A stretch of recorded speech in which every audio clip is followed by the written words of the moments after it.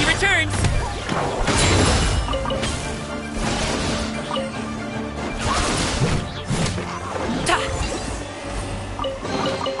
Good things come to those who wait.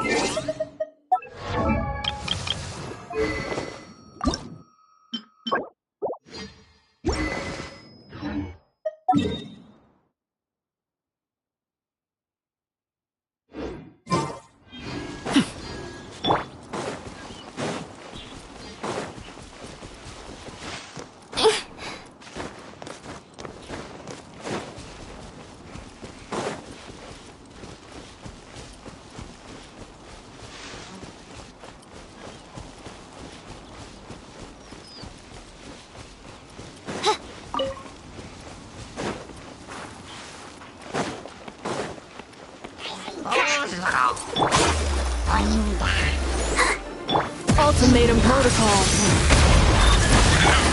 Oz, reveal thyself! As you wish, me.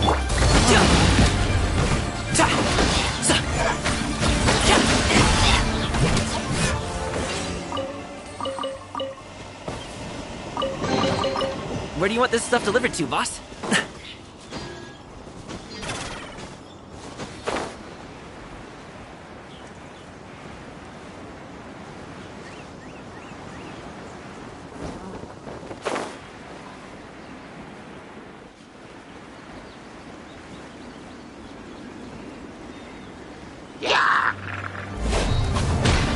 Let the show begin. Installation. My royal A mythical beast!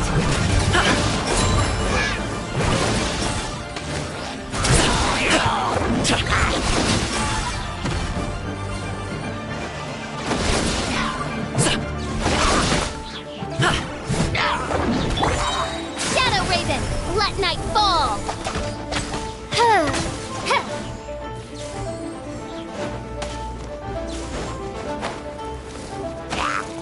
No rest. Annihilation mode.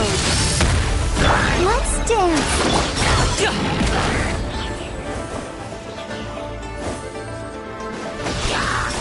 La, la, la, la.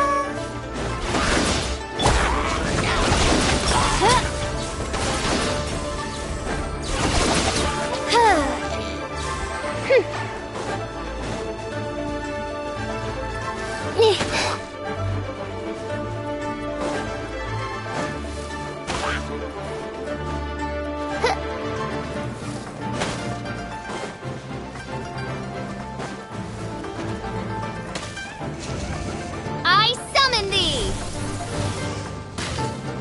Huh. Huh. Huh.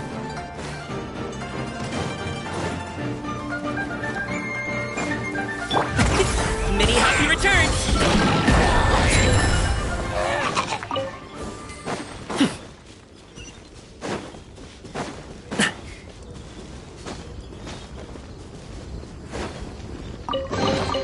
Good things come to those who wait.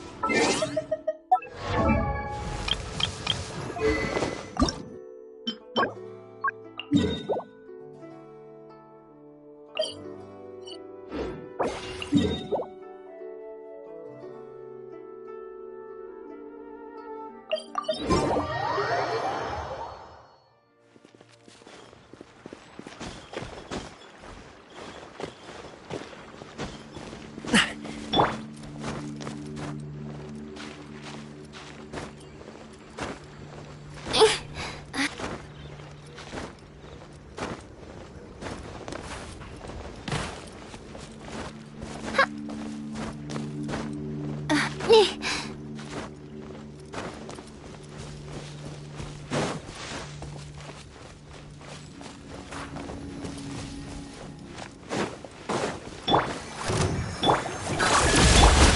reveal!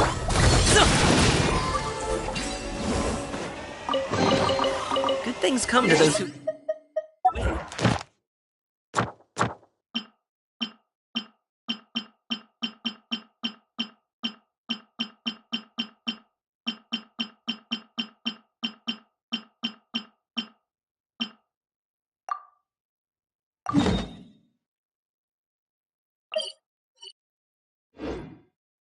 Boom, boom. And eyes, and boom booms, and mouth, and...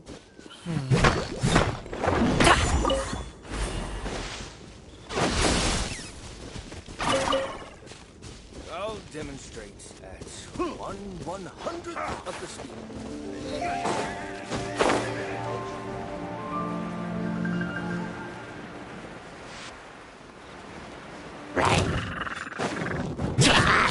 Let's dance! Defensive mode. By Royal...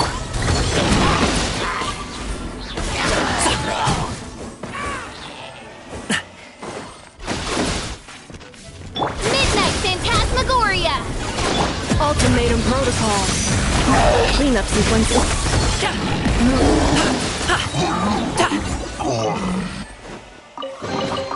Where do you want this stuff delivered to, boss?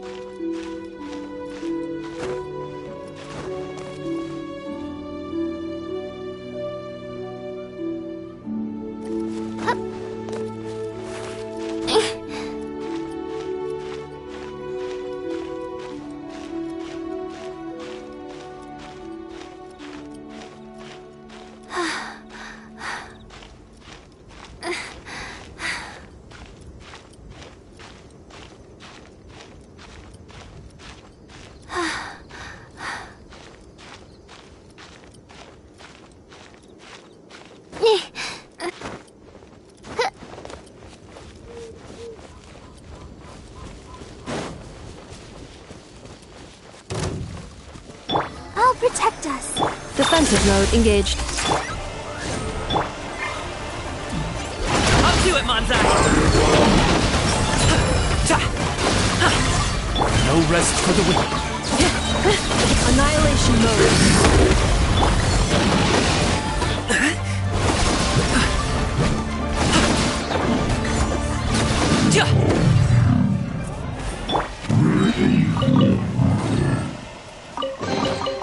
Destiny has brought me hither.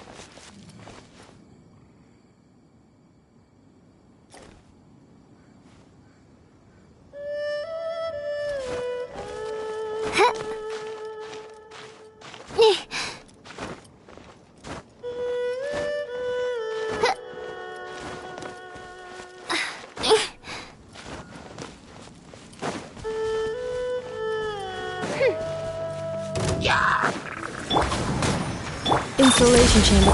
Oz, reveal thyself! Shadow Raven! Ready, steady, go! Mighty mythical beast!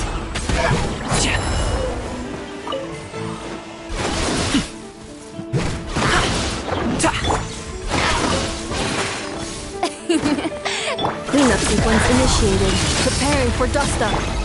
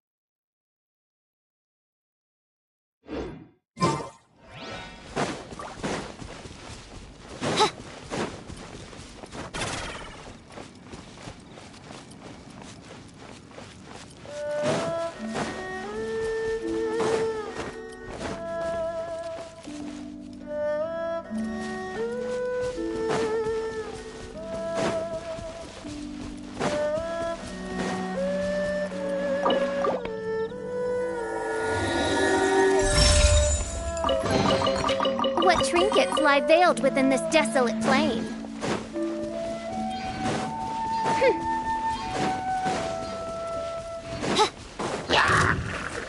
Let the show begin. Defensive mode.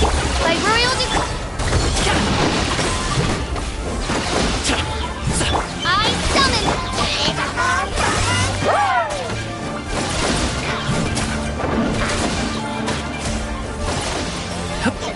As you wish, main Fräulein.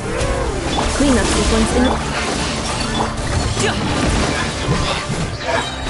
Up to it, Manzai!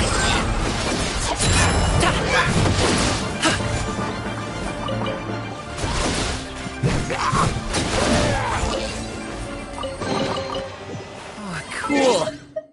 This is...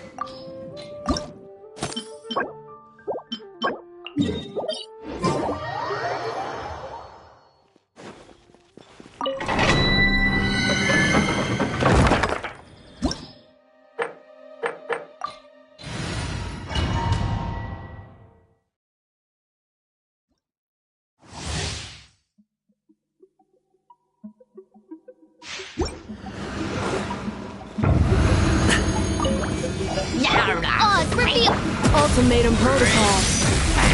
Let's dance.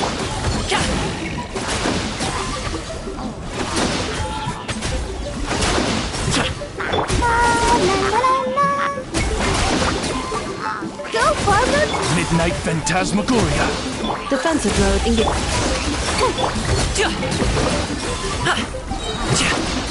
Mighty mythical beast! Preparing for dust up. By royal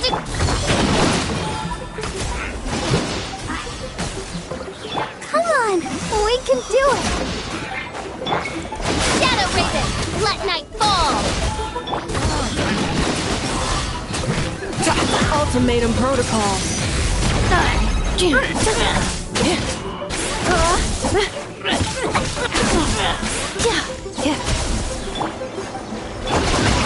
Many happy returns!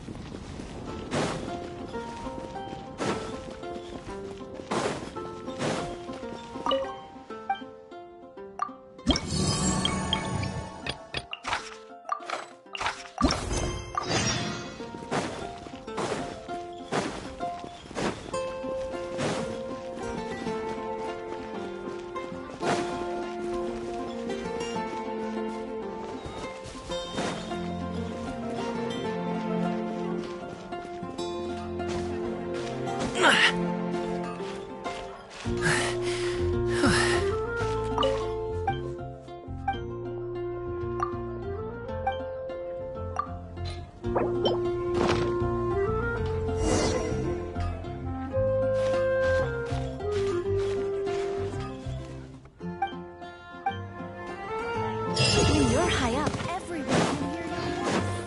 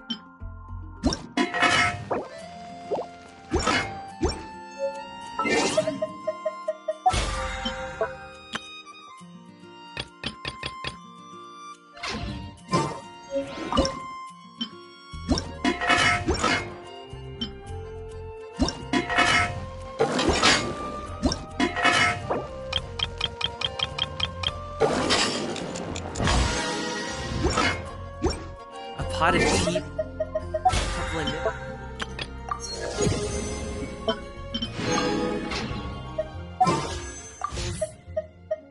of seasonal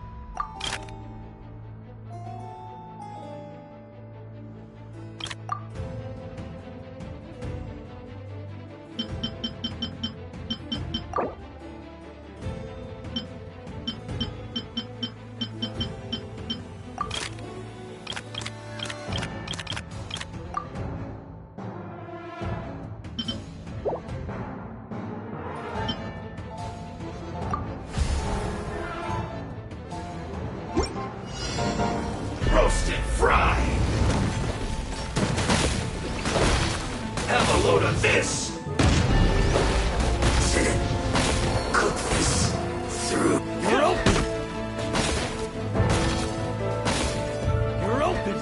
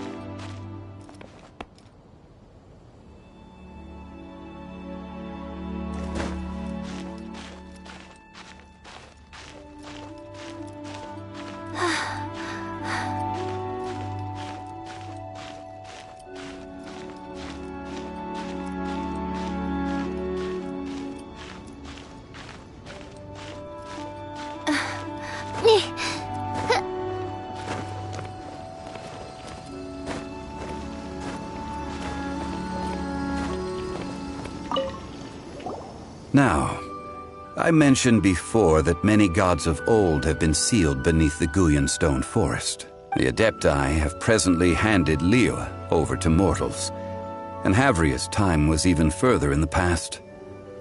The Salt Chalice and Salt Ruler that she left behind should not return to Liyue.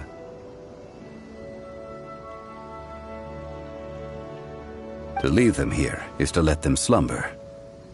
And it is also a homecoming. I ended an era with my own two hands. I've always wondered how I should remember that which I ended. History records, but history may be changed. This incident proved that. Time is a mighty force, and history's twist in its flow.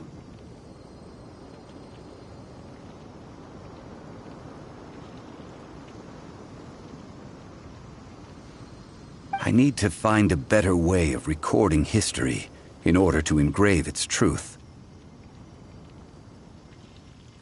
Stone carvings were one such ancient method, but unchanging stone, immovable earth, even one such as myself. Someday we may all disappear. Zhongli.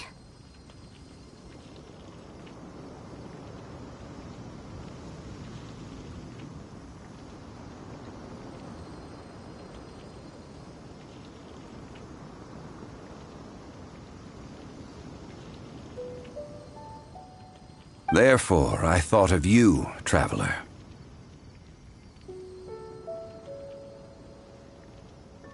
You are one who crosses the celestial atlas, and who passes through countless worlds. If our history is engraved in your memory, it will one day accompany you into another world.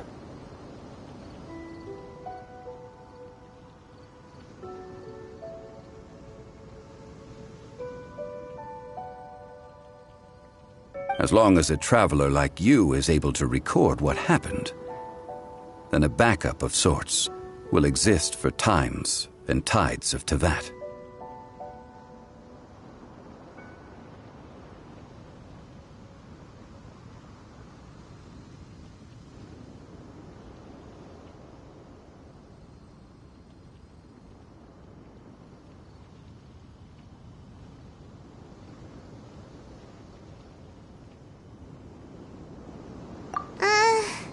Sounds like tough work.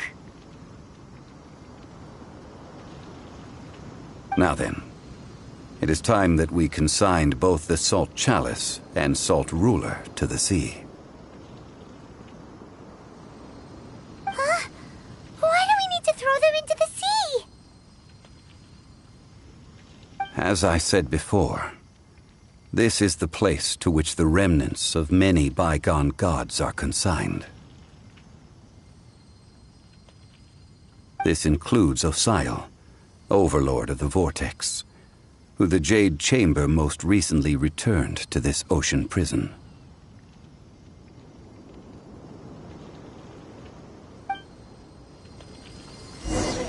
Thousands of years ago, the Adepti and I fought against the turmoil that plagued every corner of this land. Guyan Stone Forest, where I sealed many gods with my spears. After so long, naught but folk tales remain. Osial, you and I were foes, but our ancient grudge is but a bygone memory now.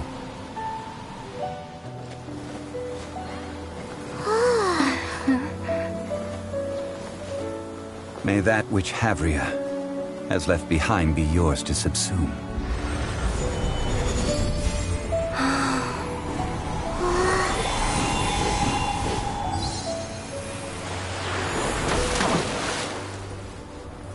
And thus another spark of divinity departs from Liyue.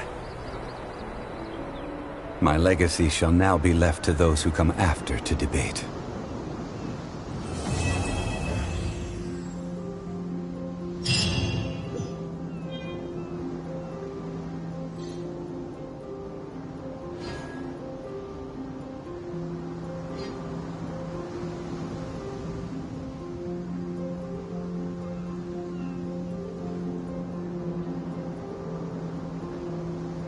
I created another universe and founded paradise. For I, Fischl, am the Prinzessin der Verirrt...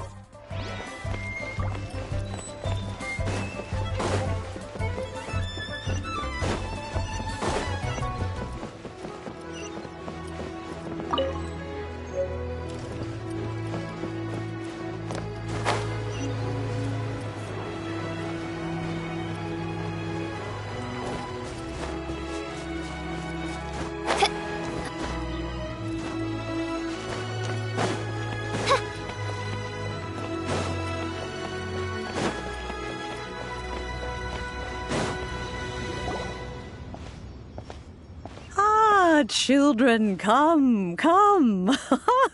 You've arrived at just the right moment. I've been looking for you. Oh, what is it, Granny? Need any help? Oh, no. You've done so much for Liyue Harbor already. I could hardly ask for more. In fact, my old friends and I have been putting our heads together to think of what sort of gift we might give you in return. A gift? For Paimon? Oh, child, you are so very modest.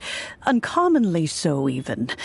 But you mustn't decline this gift. I simply won't allow it. When you traversed my old teapot in search of the cleansing bell, I heard your little friend mention that you often camp out in the wilds. That simply won't do. Especially since I imagine you still have a very long journey ahead of you. Fortunately, I have not yet grown so old as to see my subspace creation abilities atrophy. Oh, did my friends never mention that to you? Well then, it is a blessing we old folks once received from Rex Lapis, part of our illumination, if you will.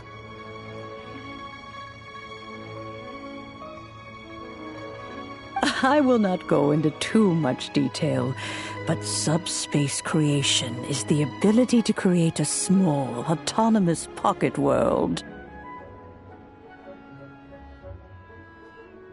The teapot that you entered previously was a little trinket created using that ability.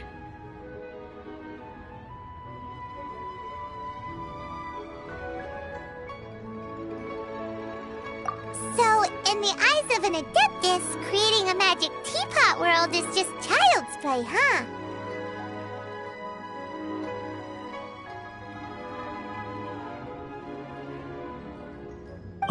Indeed, the teapot is nothing to boast of. One such as myself must depart from this realm to create a world of one's own. Rex Lapis, on the other hand, moved mountains and seas. That is what one might call an exercise of true power. But that's enough nostalgia for now. The gift that I have prepared for you just requires a few final materials to add the finishing touch. That's right! Finding stuff's what we're good at, after all.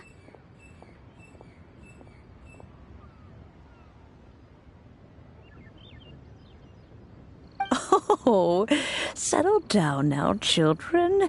There's no need for you to go running hither and thither. I have already found a fleet-footed youngster to prepare what I need. What's more, I doubt that you would know how to find the materials I am searching for. Some of them are very rare indeed these days. Well, for starters, I require some shimmer soil from the banks of Dihua Marsh. Back in the day, it could only be found where the glaze lilies thrived most profusely. You would have to dig downward, following the roots of the glaze lilies, and if you were lucky enough, you just might find a small patch of shimmer soil there.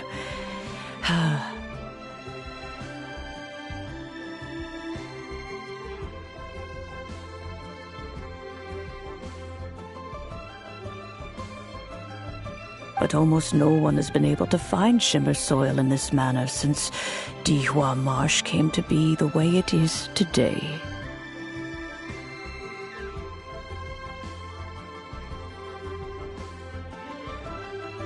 Even more difficult to find is Smaragdus jadeite, which must be chiseled from the rock of the chasm.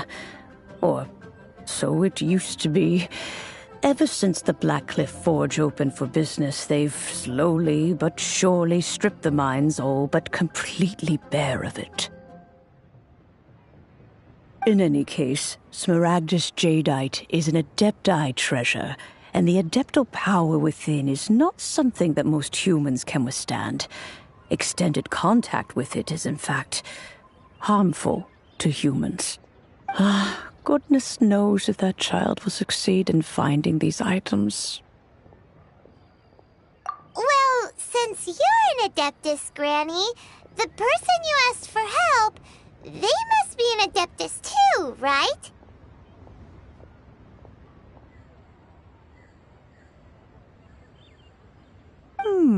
Yes.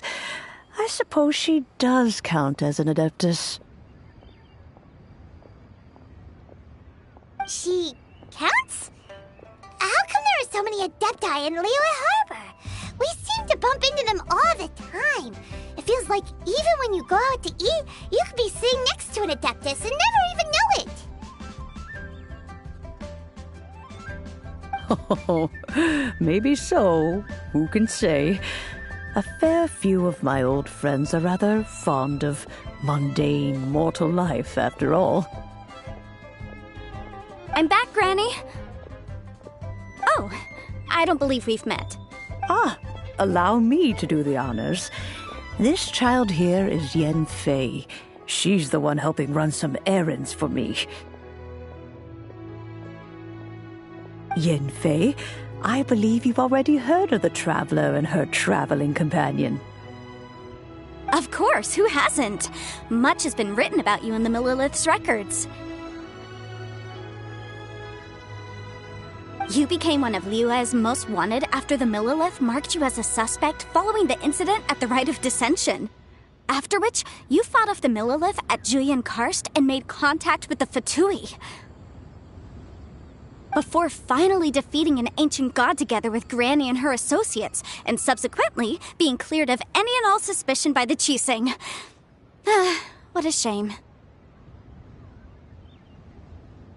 A shame that we didn't meet sooner. If we had, well, I can't say that I would have been able to clear you of suspicion immediately, but it certainly would have been less, embarrassing for you. Allow me to introduce myself once more. I'm Yen Fei, a legal advisor. Got a legal problem? You can come right to me. Oh, yes, here's my business card. You'll find it has my contact details and office address. Keep it handy. If you have an urgent issue, just leave me a note at this address. Oh, and I almost forgot to mention, I offer a very generous discount for first-time customers. All right, Yen Fei, all right. Let's get to the business at hand. I do not think these two are in any dire need of legal assistance at the moment.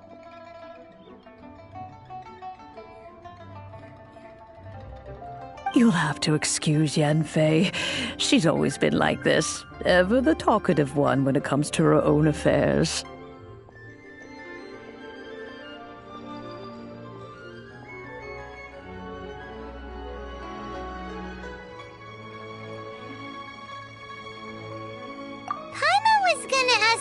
Question. You seem really different from the ones we've met before.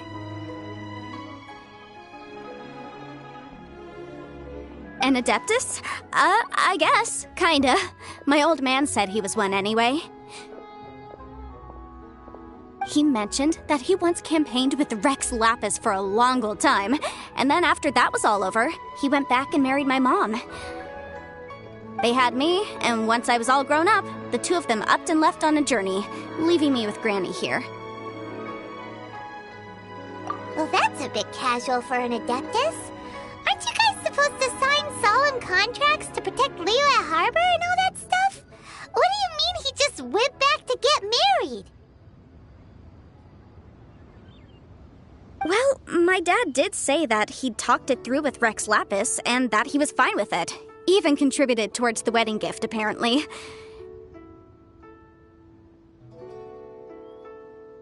Anyway, let's not dwell on that too much.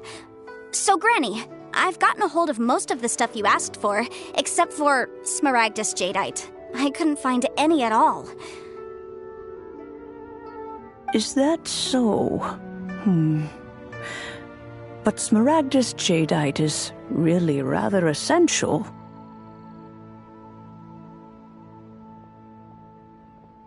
Yen Fei, are you sure you can't find some other way? They have helped Liyue greatly, after all. It is only right that they are duly rewarded. I know, Granny, you've told me 1,000 times already. Well, the chasm's definitely a no-go, but there's still a chance we can figure out some alternative means of procurement. Hold on a moment. Let me have a look.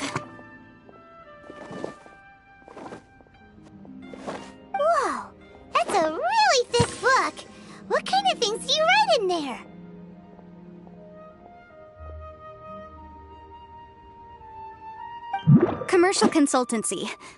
Or Snezhnaya. Ah, found him. Krusell. A Snezhnayan merchant who once came to me with some legal queries on certain articles in the legal codices. If my memory serves, all of them had to do with rare ores.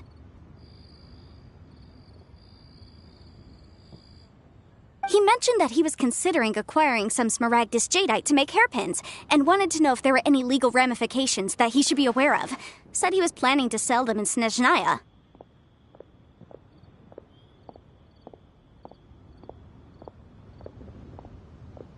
So, I guess I'll go look for him. With any luck, he'll have gotten his hands on some smaragdus jadeite, or might have an idea of where we can find some. Oh, you want to join me? I suppose that's no problem, but it's best if you just stand by and watch. If you try to get involved, you'll only risk placing yourself in legal jeopardy. Wow, an Adeptus imploring us to avoid incurring legal liability. Well, that's a first for sure.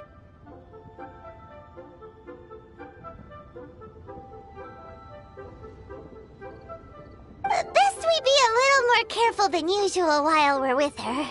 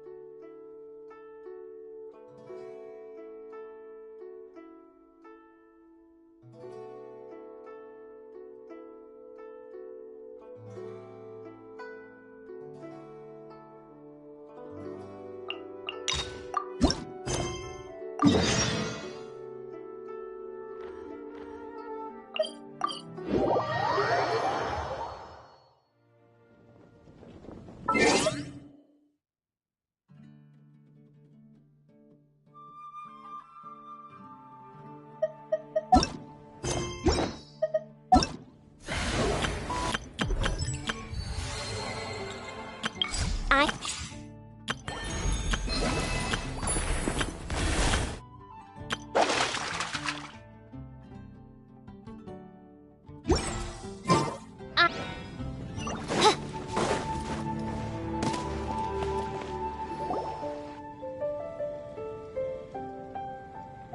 Huh? Looks like Timaeus isn't here today.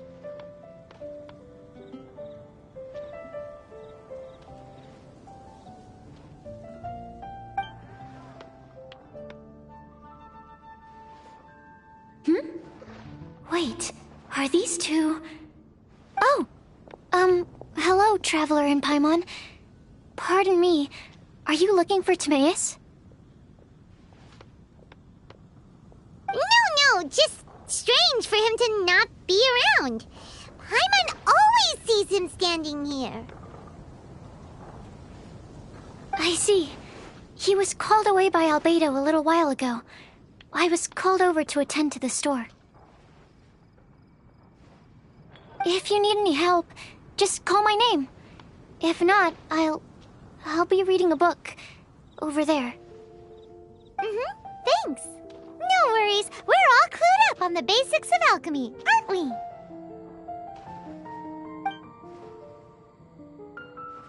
I guess it's no surprise coming from the one who repelled Storm Terror. Actually, since it's you, I bet you're someone who'd be able to help Albedo. There's that name again. Albedo. You and Timaeus mentioned him the last time we met, right? Is he also an alchemist in Mondstadt? Apologies. I never introduced him. Albedo is the Knights of Favonia's chief alchemist. He's also Timaeus and my teacher. But Paimon's only ever seen Timaeus teaching alchemy. So that means Albedo is a teacher? Yes. He's dedicated himself to investigating the truth of this world, and has made many an important breakthrough. We often get alchemists coming to Mondstadt from all over Teyvat, seeking his help. They say that the subtlest of guidance from Mr. Albedo helps him to solve the most unfathomable of problems. Wow! Paimon didn't know he was such a big deal. Still, it seems that he's encountered a problem in his research recently. Every time I see him, he has a concerned look on his face. I'm sure that Albedo would love to hear about your incredible exploits. I know it would bring him lots of new inspiration.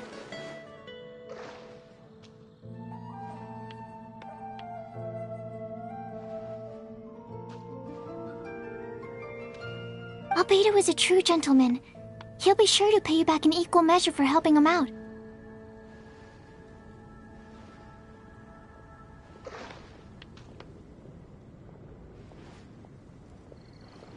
I don't see why not. Testing the limits of living beings' capabilities is one of Albedo's areas of research, after all.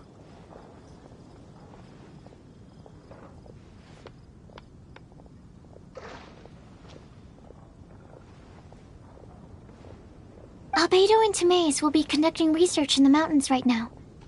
I'd love to take you both to see him, but somebody has to attend to the store.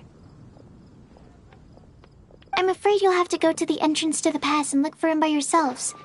Look out for a refined gentleman with the presence of a true scholar. And...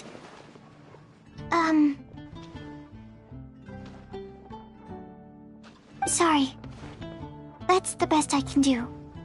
You'll have to do your best. Hey, stop worrying. We got this.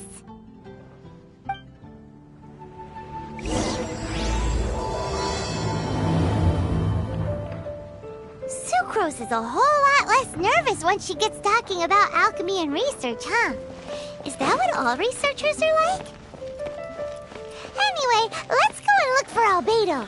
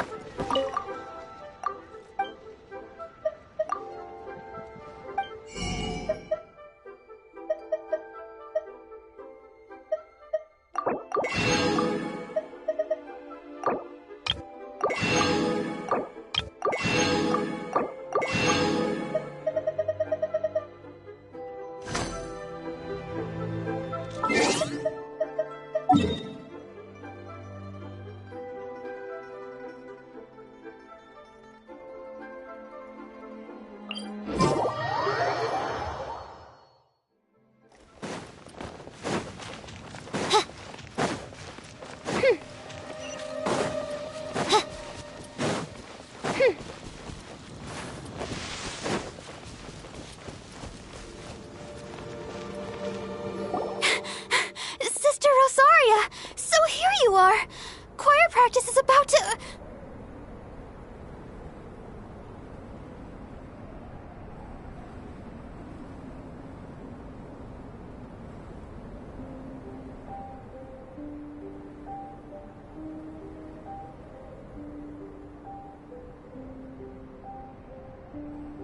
I've told you already, I don't go in for that kind of thing. I've got more important matters to attend to. Oh, but this event has commemorative significance. The church hopes that all sisters will be present. Hopes? That's odd, because I don't recall a fulfill the hopes of others clause in my job description.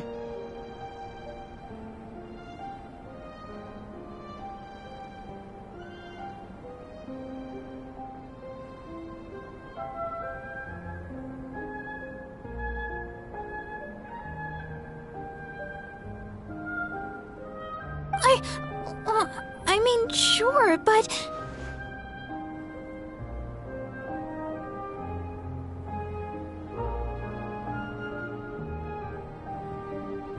But what? You're the event organizer, aren't you? Do you not find it the least bit odd?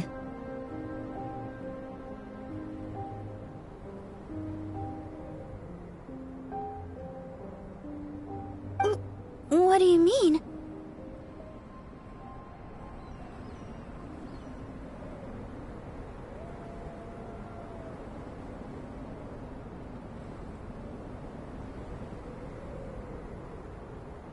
This far out from Mondstadt at this hour? Even if you set out right now, I'll wager you'd still miss the opening ceremony.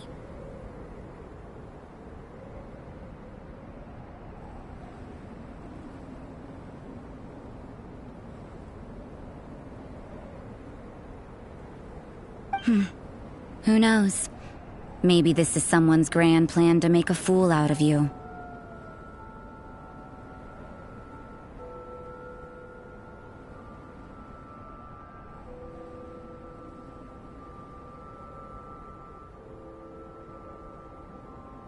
Huh?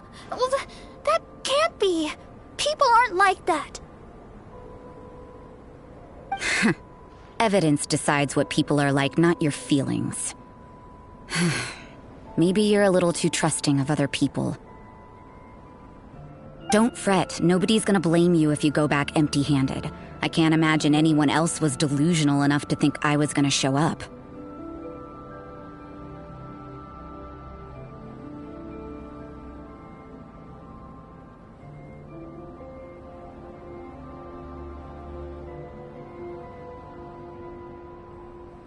But if you dally any longer, you really won't make it.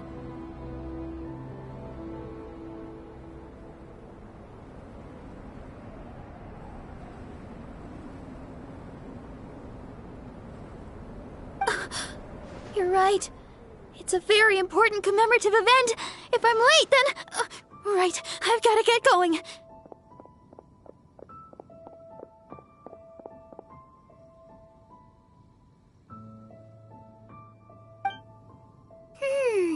Seems like that sister's an expert in making people believe anything she wants.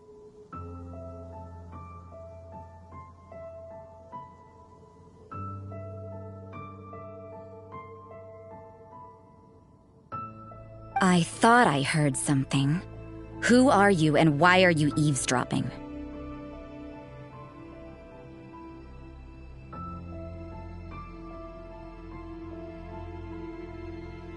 We We'd better watch out. She seems like a dangerous villain, or a trickster at best. Oh, really? I'm a member of the long-standing Favonius Church. You're an eavesdropping pixie from who knows where, and you think I'm the trickster?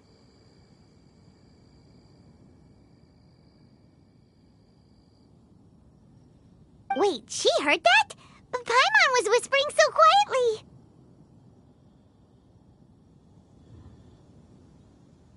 And as for this outlander you seem to be following...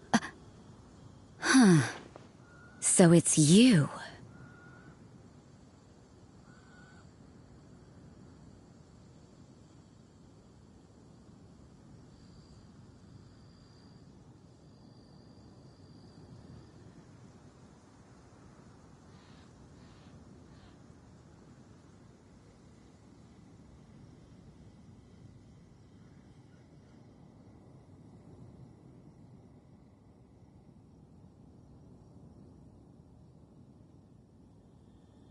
The honorary knight that saved us from storm terror.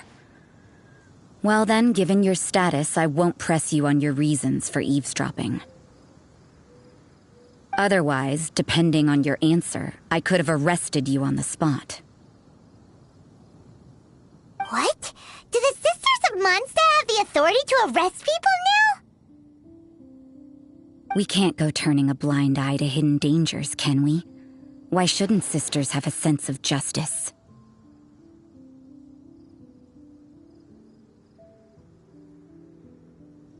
That doesn't sound right. But Paimon can't think of a good comeback.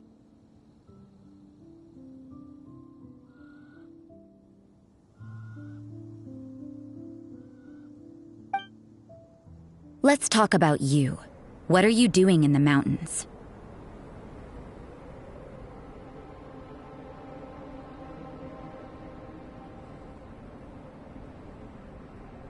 If it's him you're after, I made a point of noting his tracks.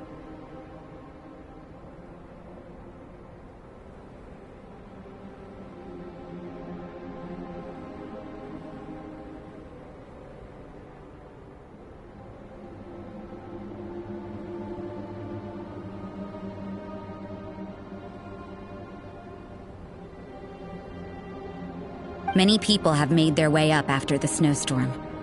Let's hope they're still there.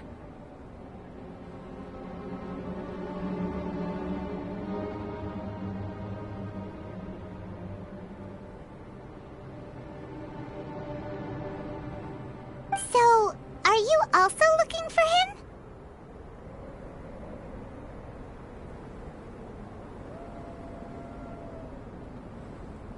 No, this is just a professional habit of mine. I sensed elemental traces in these tracks. Never hurts to be vigilant.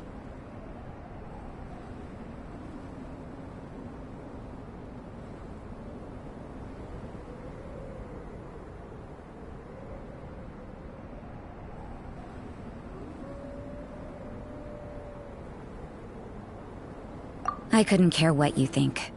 Come on then. I'd like to see what he's up to anyway.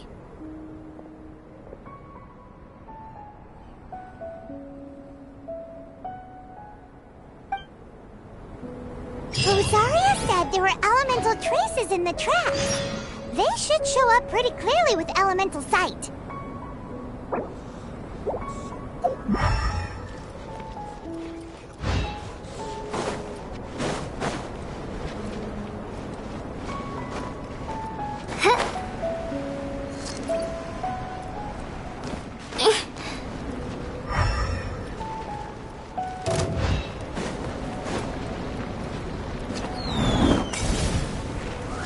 Let the show be... Cleanup sequence.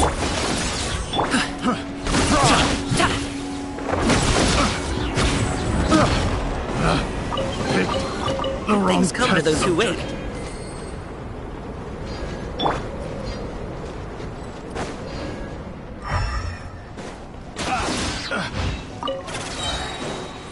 Wings of darkness! Come, sever night from day!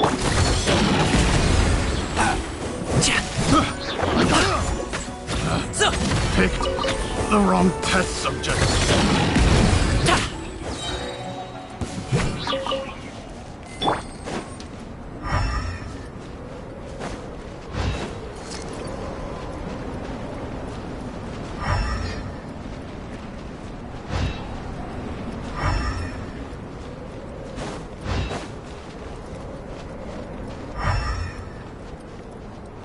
You know, little pixie, your ability to appear and disappear at will is very interesting.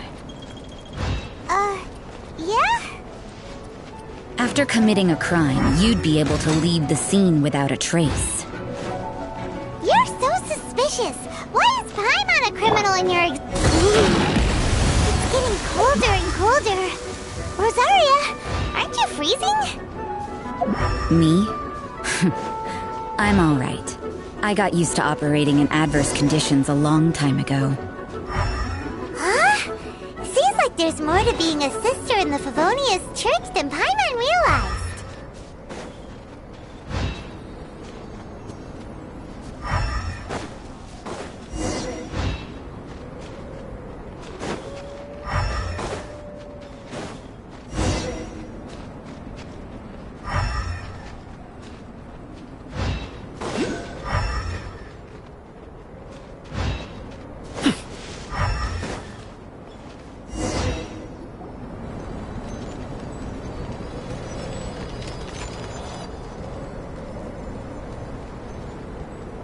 Is that Albedo?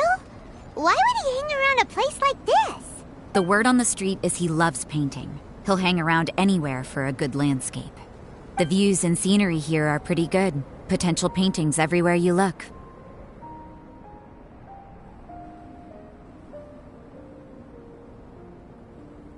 But can't he see those hilly churls?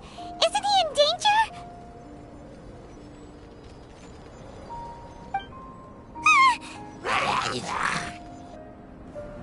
Uh-oh. Looks like we startled them. Enough talk. Let's keep them out of the picture first. Let's dance. Preparing for Dusta.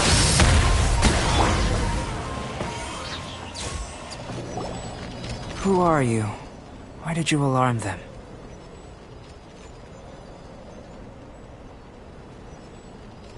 Thank the gods I'd already completed my painting. Would have been a shame to leave these particular hilly churls unfinished.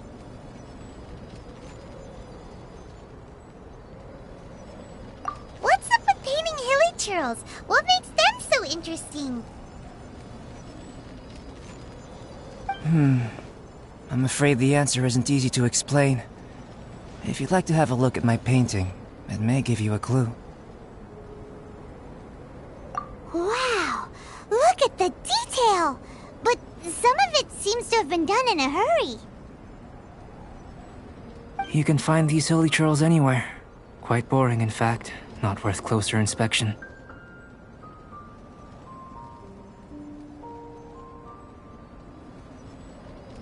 But take a look at this specimen. The build, the coat, and there's a distinct force at work here.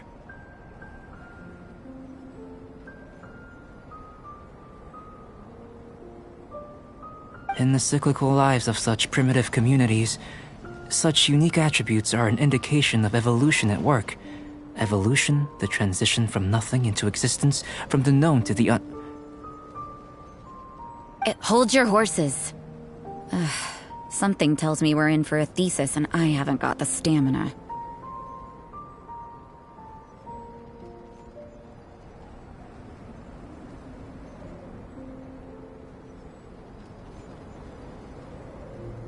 We found your man.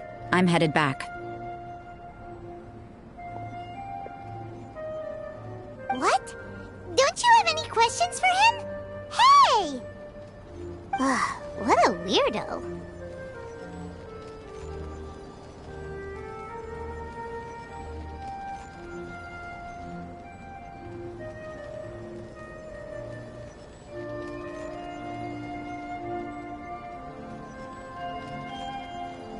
So Sister Rosaria brought you. Surprising. And I didn't have time to thank her.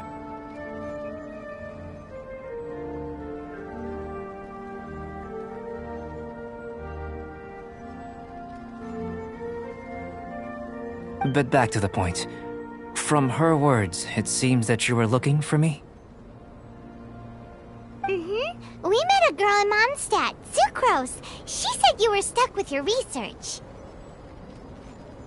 I see. So Sucrose sent you here.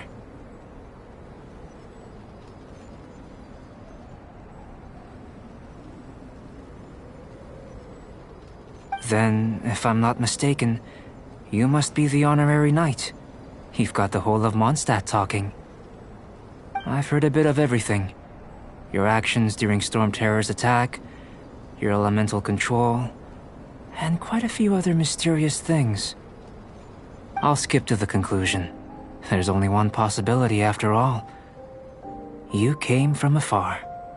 From another world, correct? Excellent. If I could procure your assistance, I think my research would benefit enormously.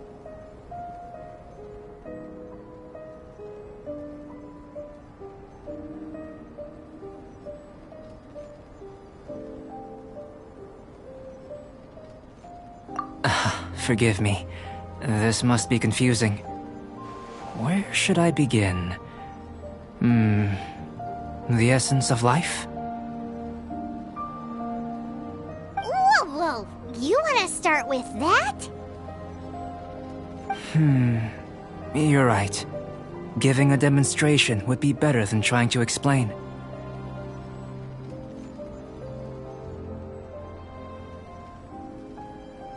For example, awakening life, breathing new life into fallen leaves.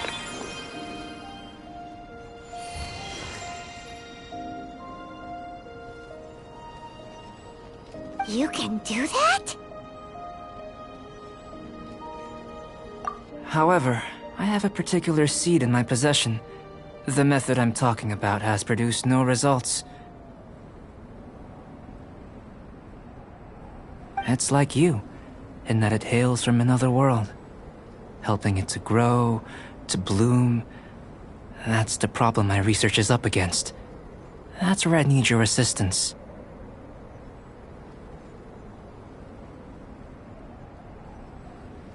Well, if you're struggling to figure it out, Paimon's not sure we're gonna be much assistance.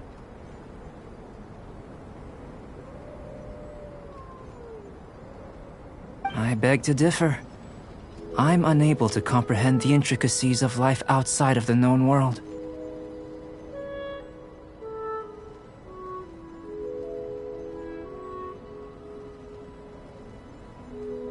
But you're not from the known world.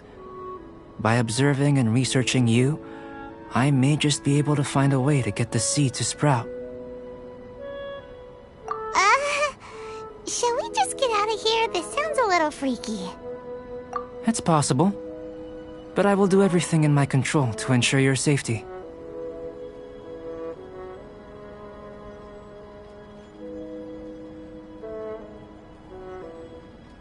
Time for a change of surroundings. We should be going. There's research to do.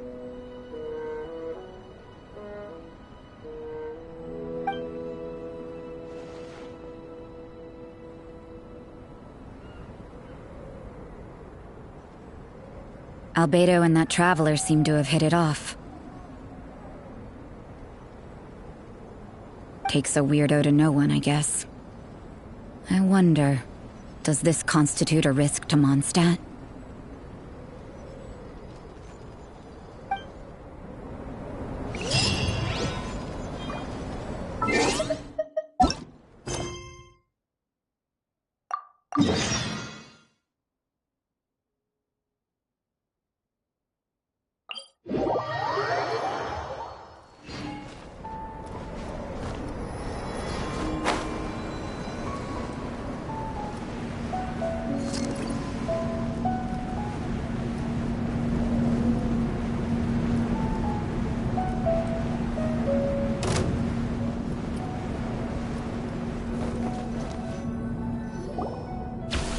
Has a question.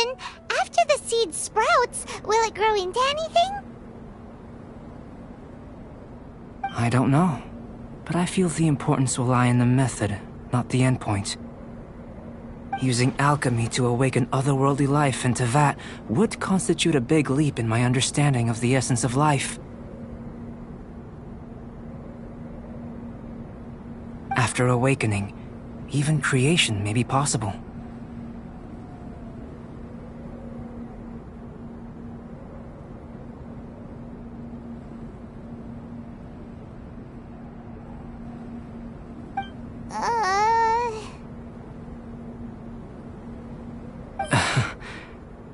still a little difficult to understand? No, Paimon's got a brain. But what's the seed gonna become? Isn't that more interesting than whatever it was you were saying? Well, if it turns out to be a delicious fruit, dinner's on me. Yay! Paimon's holding you to it.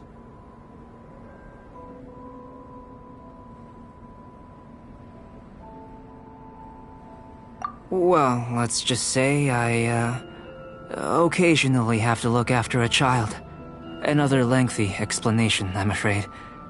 I suppose it's one of the few non-alchemy related disciplines I'm any good at.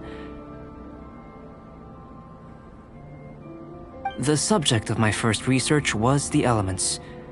In this world, manipulating the elements requires a vision. Though I can't see anything resembling one on your person. How you're able to freely manipulate elemental power is something I'd like to ascertain. I've got a few questions in that regard.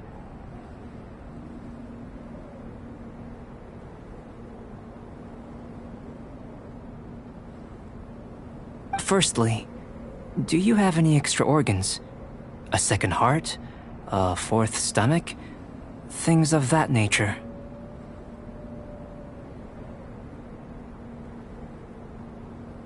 Fascinating.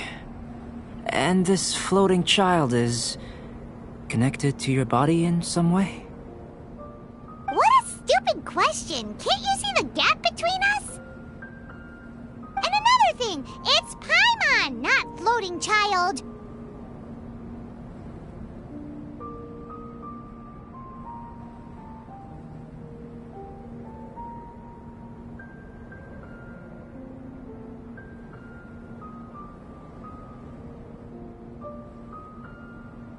I was merely considering the possibility that you were an external organ. Perhaps there is some invisible force connecting you. Oh, that rules out that possibility.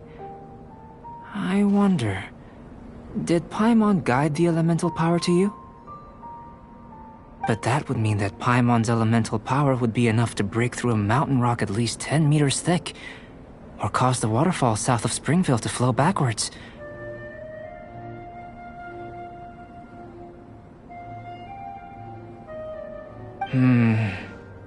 No, that definitely can't be it.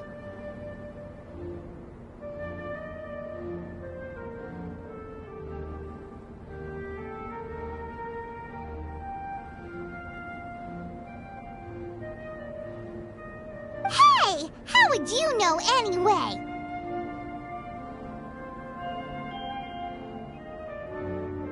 In that case, it would appear that there's no obvious difference between the composition of your body and that of the humans in this world.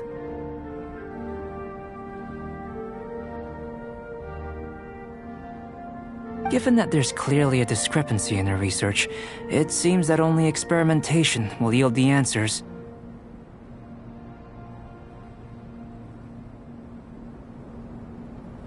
Firstly, this mysterious elemental power. I'd like to examine exactly how it manifests externally. Let me lure a few slimes to the area. Perhaps you'd be able to defeat them, using whatever method comes most naturally to you.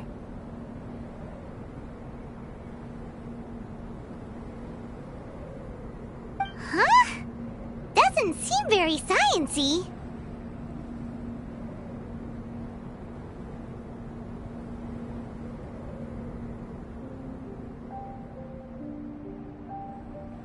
Direct and clear observation are imperative to a good experiment. This is just a simple exercise.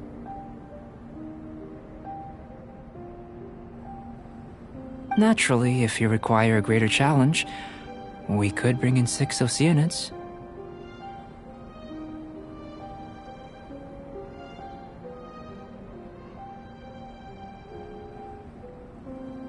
Slimes! Slimes are fine!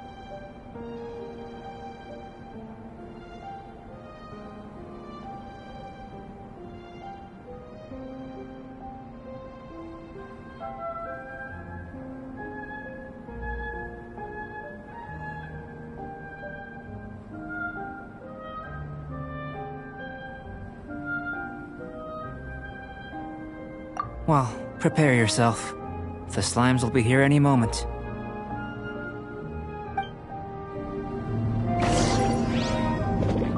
Let the show be. Defensive mode. Odds reveal.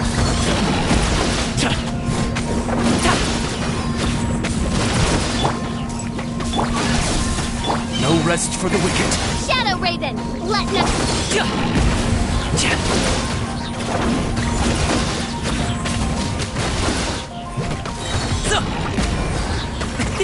Many happy returns!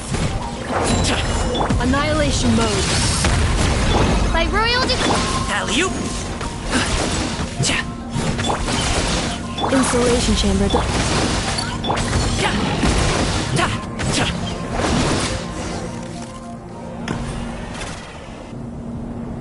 Great work. Did you feel anything out of the ordinary? If you're injured, I have a few emergency potions ready. Excellent. According to my observations, the manifestation of the external elemental flow is as expected. Elemental reactions are normal. There's nothing out of the ordinary.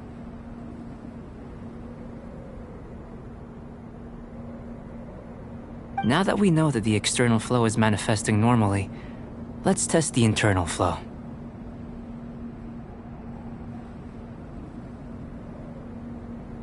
internal flow? How do you test that?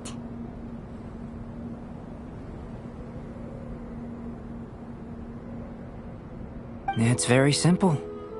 I can use alchemy to create a potion that will extract elemental power. If the elemental power is stored or accumulated physically within your body, this potion may elicit an elemental reaction. Sounds kinda terrifying. Don't worry. In the normal course of events, you'd feel some temporary queasiness. No bodily injury. And in the abnormal course of events? If anything unexpected occurs, I've made the necessary preparations. Try not to worry. Well, it's not that there aren't any risks involved, but if there is anything blocking your elemental flow, we'll be able to locate it with this test. Just a warning. If an internal elemental reaction occurs for any other reason, that's a bad sign. Yes, that's an excellent way to think about it. Before we get started, the potion we'll use for the test is missing a catalyst. We'll need to find it. It's a type of ore known as star silver, but unfortunately not all of it is suitable. I'll take you to my campsite. We can gather some star silver ore on the way. I'll point out any likely contenders.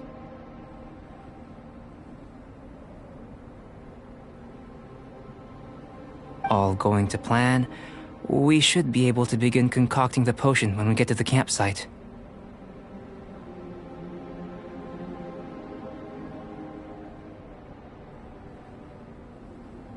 Paimon's still got a few safety concerns, but it seems like there's a silver lining.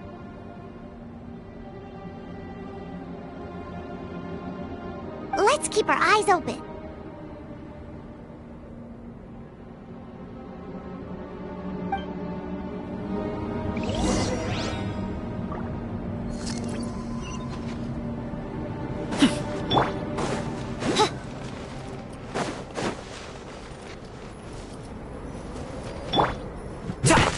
Here. Should do for catalyst purposes.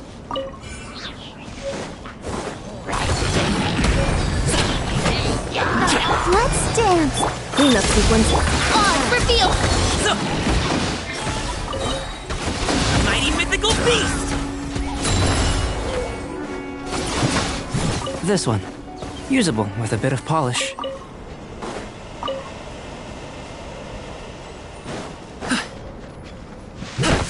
What luck. This should be enough. My campsite is just up ahead. I'll lead the way.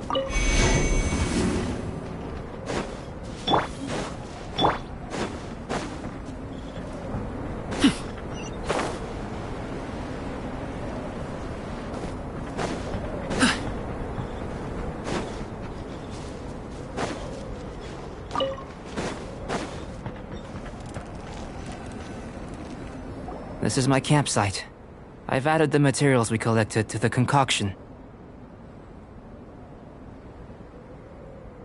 While we are waiting, have a look over here.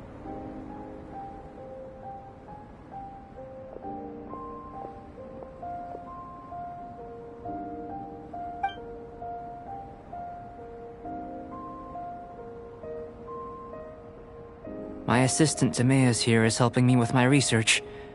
I'm guessing you may have met in Mondstadt already. Hello! I've just gotten hold of the data from your experiment. The report is already up on the board there. Whoa! Look at all the data! You got all these results from one slime battle?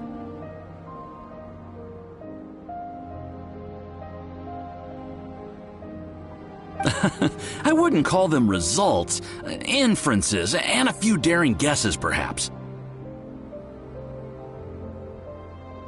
I think the most rational direction would be to expound on the phylogenetic relationship between this traveler and the slimes.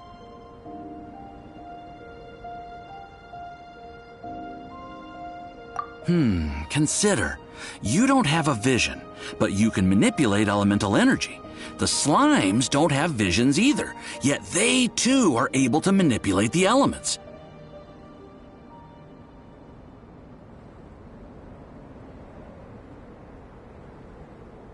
Following this line of thought, I'm sure we'll be able to establish a basis in fact.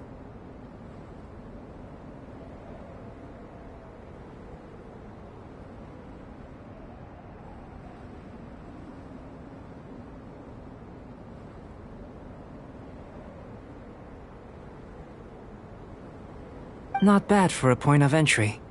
But strictly speaking, slimes are elemental life forms. In other words, beings consisting entirely of the elements.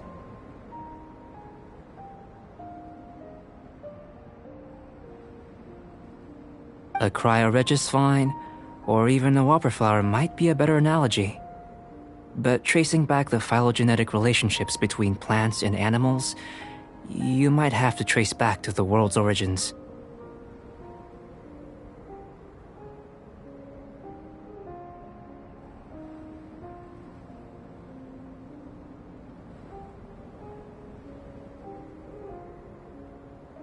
In that sense, things might get difficult, don't you think? Yes, sir. That sounds correct.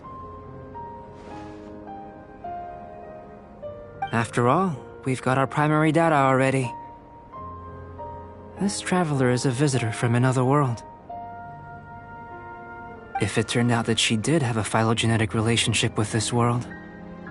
Now that really would be something, wouldn't it? Ah, it would. Apologies. I was so excited to get the data. I'll slow down a bit next time.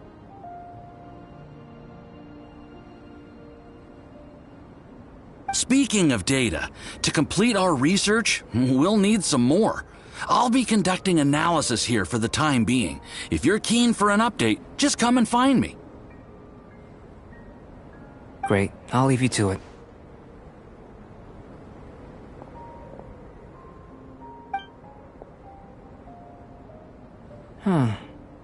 Looks like the potion's ready. I'll try a little first. If all goes well, I'll hand it over to you.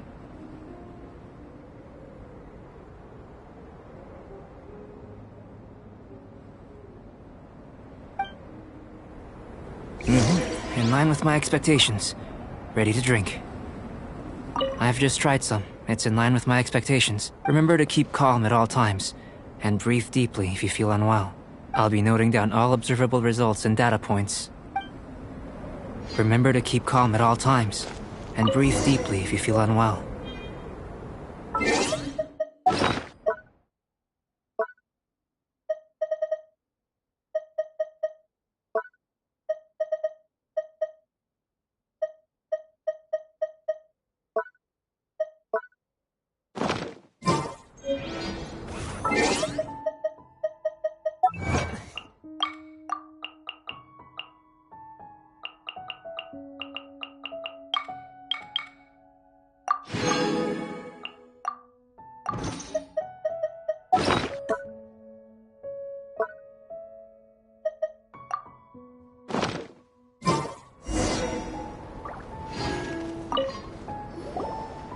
tasty? You've got a funny look on your face. You said you tried some already. You sure it was ready? What's happened to her?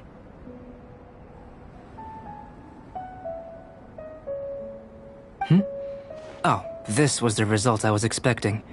And a very positive one at that.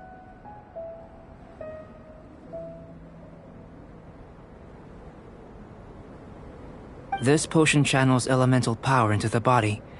Under normal circumstances, a repelling reaction is to be expected.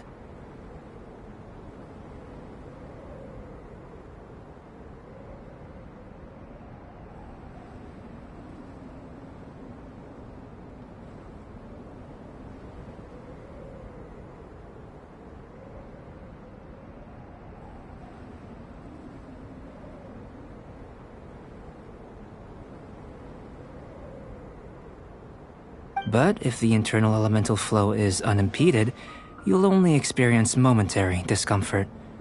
Once the flow is complete, there won't be any other effects.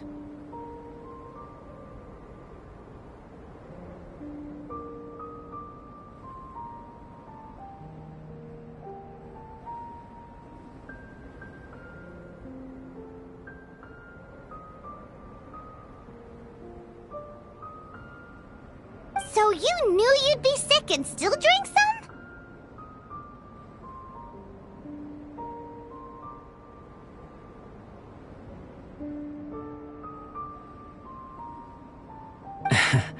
It was my own concoction, of course.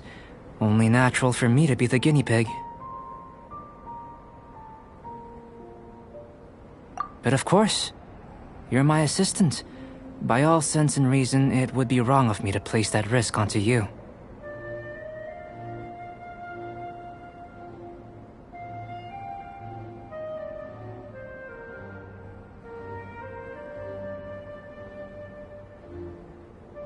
In conclusion, I'd say we have our conclusion. As far as elemental energy is concerned, you're no different from anyone else in this world. Nothing peculiar.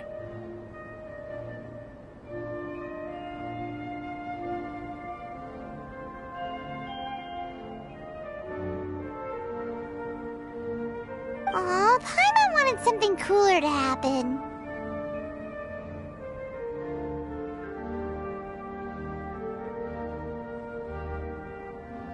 Then again, better an ordinary result than a peculiar result. Peculiar results have a tendency to be of the undesirable variety.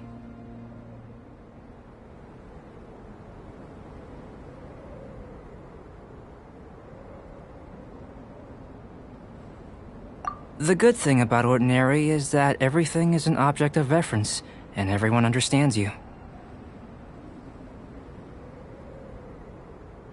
People are the same. They can understand, empathize, encourage, and support one another.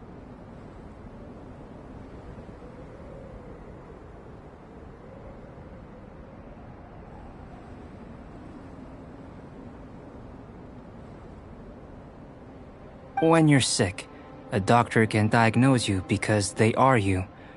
When something goes wrong, you can ask people who've made the same mistake for their experience because you are them.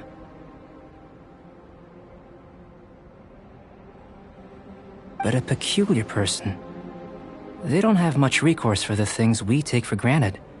The essence of their life is fundamentally different.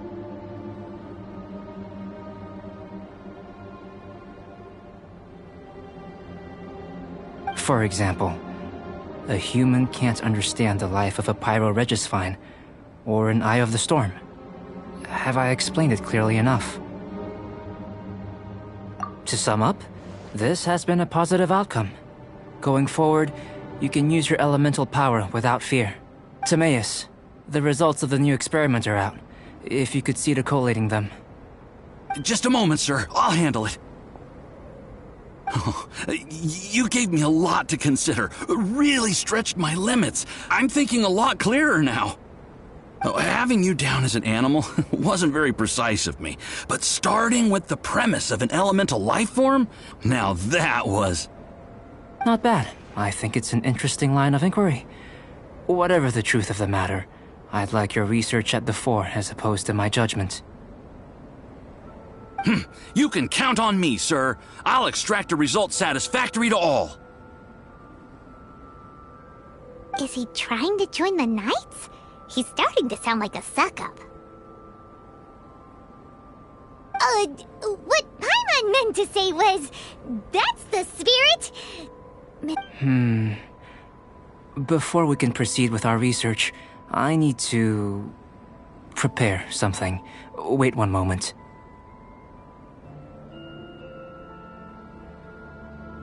If you're interested, why not have a look around?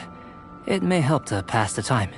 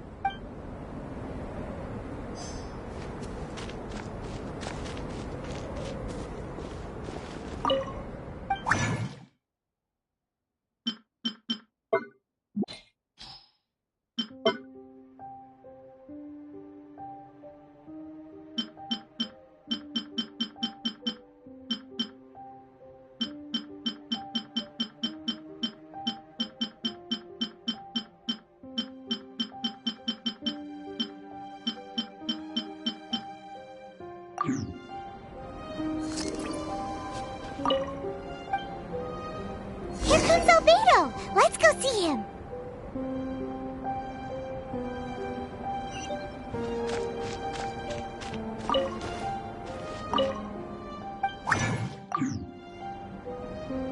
An elemental life form from another world.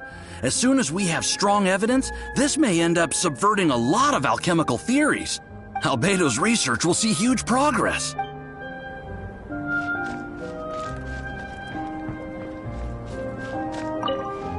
I'm back. Did you see anything interesting? Agreed. I'd love to find a moment to put them all in order. Still, experiments come first. Well, on with the research. There may be significant differences between different worlds. Take Tevat, for example. Here, those with visions can manipulate the elements. But worlds may well exist where only one person is able to do so, or even everyone. So, leaving elements to one side, do you possess any unique abilities? Ones that don't exist in this world? I think answering this question calls for the same methodology as last time. In other words, time for the next experiment. No. You shan't be required to exert quite so much effort this time around. Now, see this pillar here? Use...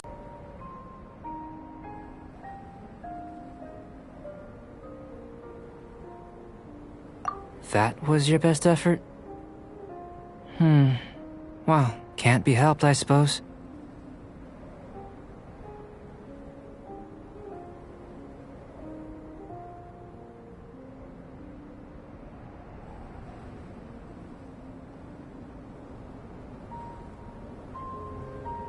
What's with the disappointment? Isn't that, like, impossible?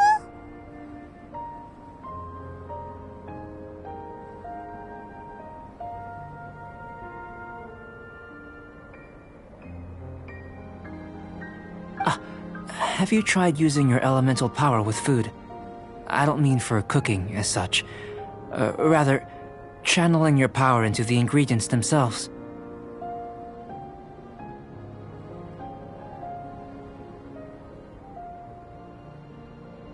I'm curious to see how the taste and texture respond. It may even help with proliferation.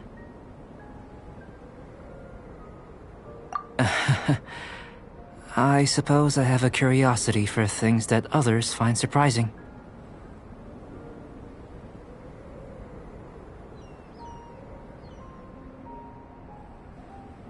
Anyway, why don't you cook us up a sunshine sprat?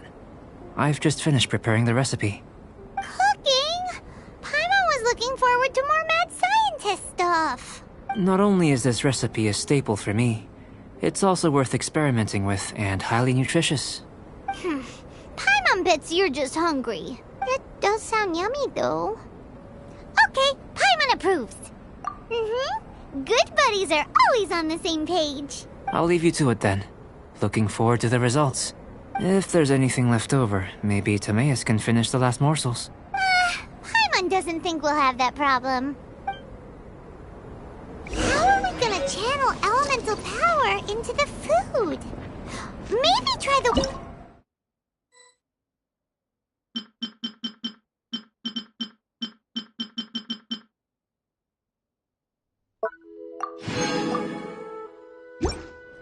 Where does it get these ideas?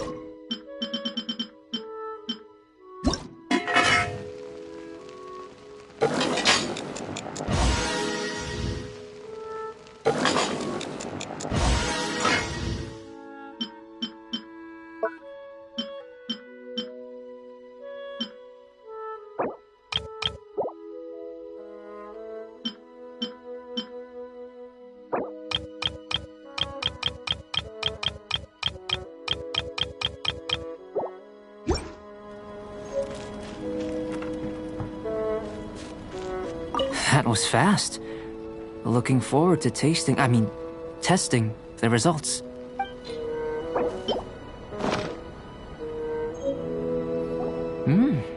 An average outcome experimentally, but you've really brought out the flavor.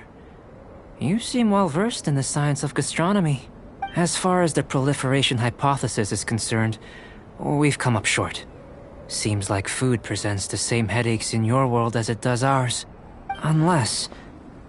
could it be that the natural laws of this world are limiting your unique abilities?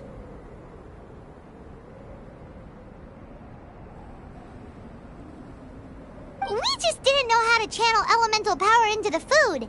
It's a little more complicated than adding herbs and spices, you know. Not to worry. At least we put some food to good use. No need to feel disheartened. And here's your portion. Enjoy. I can box it up if you like. Woohoo! Thanks! Glad you were paying attention. I can tell that you're good friends. Paimon was keeping an eye on you and your safety during the whole experiment. Not that Paimon would have been able to do much if things had gone wrong. But anyway. Hey! You were being nice a second ago! But you do have tasty recipes, so Paimon forgives you. And you're right, we are good friends. You have good friends too, right? Good students? Yes. I'm fortunate too, I suppose. Anyway, moving on to the next experiment. There are all manner of alchemical items here. Keeping them in their proper place is a challenge at the best of times. A while ago, I had the misfortune of misplacing a batch. I managed to retrieve the majority, but 2 vials have been evading me. Animal crystal fly elemental extract and electrohypostasis powder. Paimon's barely finished eating and you want us to go gathering again? Don't worry if you can't locate them. I was planning to replace them anyway. Though finding them would save me the hassle. If you had, say, a superpower, like night vision or vibratory sensing, lost property would be a thing of the past. I must have dropped them somewhere in the area where you were looking just now. So, guess we'd better take a look. Oh yeah, you could use elemental sight.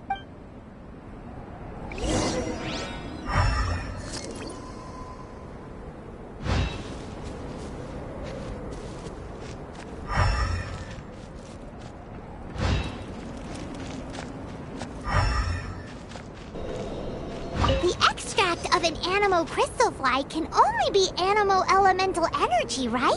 This has gotta be it.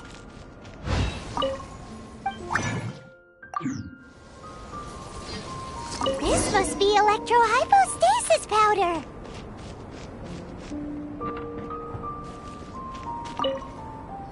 Goodness, you managed to find them. Incredible. 1,000 thanks. I'm wondering, this elemental sight, this is what allowed you to locate the items and find me here on the mountains, correct? Yep. Guess it does sort of count as a superpower, huh? Unfortunately, though elemental sight is seldom seen, it is not unheard of in Teyvat.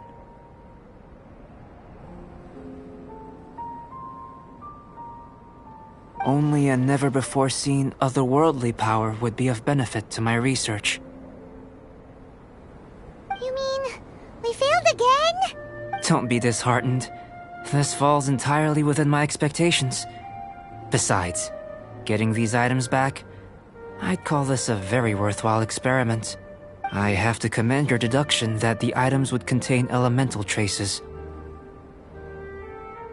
Right then. Up until now, our research has focused on your otherworldly identity. Our research on your identity as one of us is just beginning. In essence, the differences between humans are reflected in our intellectual and physical capabilities. Let's start with physical. Looking out from where we're standing, can you see what Sucrose is doing? And if you jumped from here and landed on that cliff, the one over there, could you see her then? So what about if you planted a single blow on the mountain face here, and it burst into 1,000,000 fragments? Then could you see her? Then I shouldn't get too excited.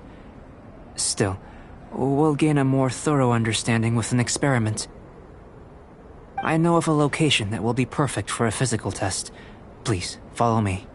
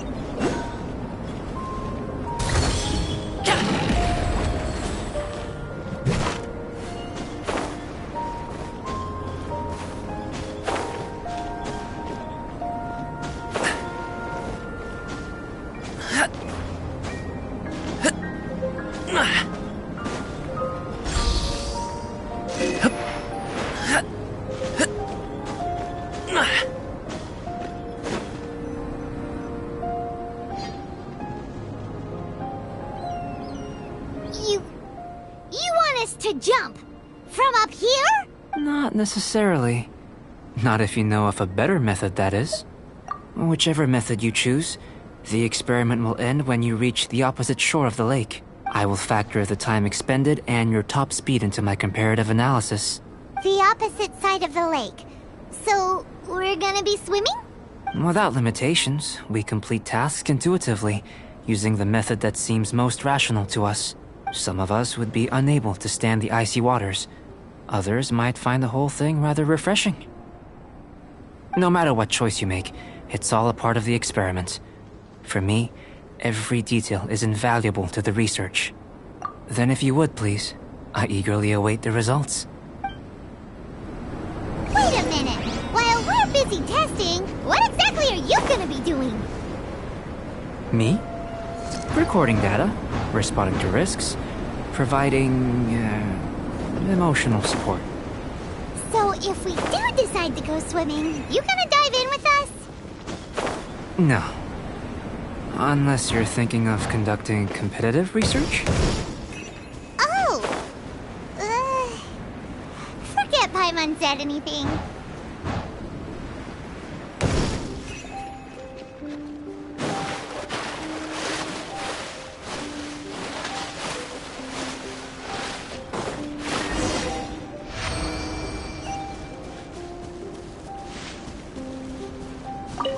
Great work. I've never seen a performance quite like it. Your reputation precedes you, Traveler. The data shows that you're easily outperforming the average citizen in Mondstadt. But you followed us the whole way without breaking a sweat! Me? Actually, I used alchemy to cheat a little. But anyway, if it turns out that the natural laws of Tavad do not affect you, I should be able to make various inferences about the otherworldly civilization you belong to. If the natural laws of Tavad do affect you, then I shall be able to make inferences into the kind of evolution that would occur under the absence of such effects. The innumerable possibilities that this could present, the captivating insights, it would be something to savor again and again. But how does this help your research? You've helped me to unravel many of the problems that were holding it back. When we return to the campsite, I should be able to show you something interesting. I may be about to make some analogies between you and a few unusual specimens. I hope you won't be offended. Gold, petrified trees, a sun 8 times the size of our own. The essence of the investigative process is enthralling, but such feelings are inevitably fleeting in nature. I'm willing to pour all my energy into research, and yet specimens are finite. As the unknown transitions into the realm of scientific understanding, the feeling of enlightenment is lost.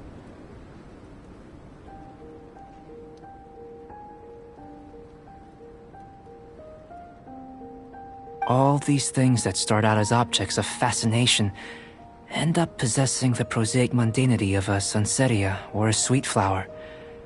They cease to be noteworthy.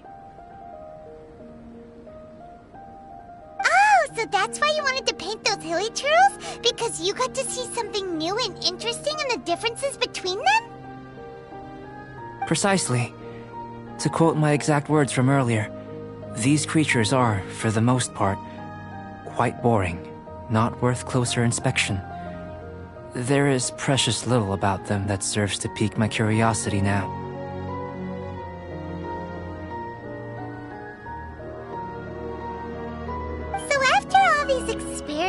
Are we gonna be, like, boring to you? Like some basic draft of a sketch? Of course not.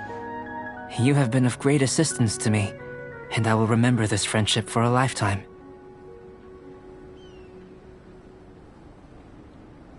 Now, before we head back to the campsite, there's one more experiment. Intelligence. Follow me. There are some other ruins nearby.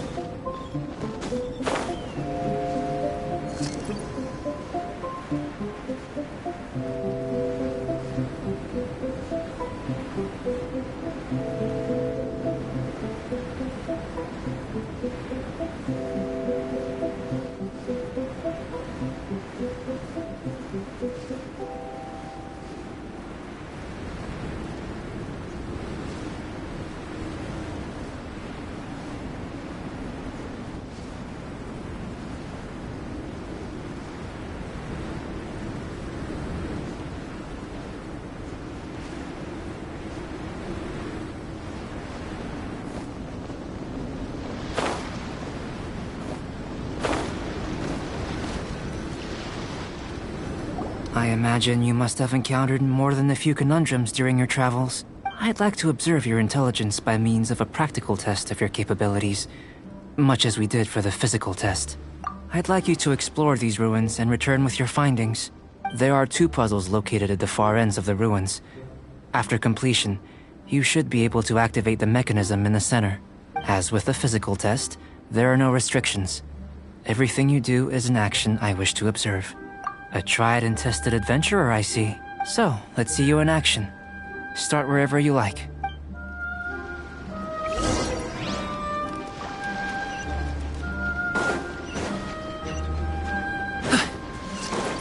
It's a complex environment, so proceed with caution.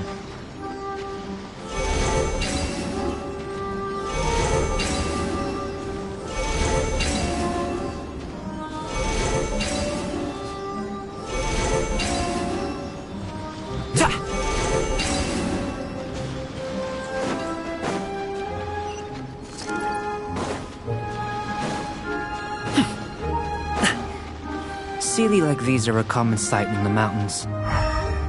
Returning them to their rightful places is up to you.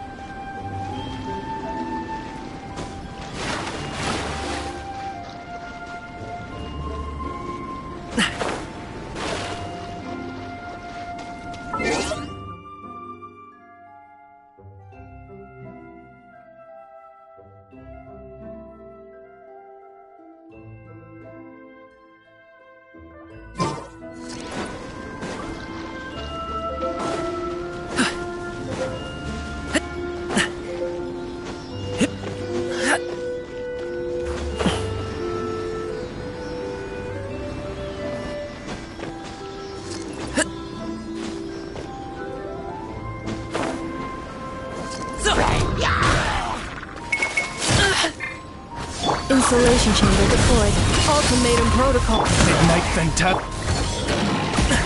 Still breathing.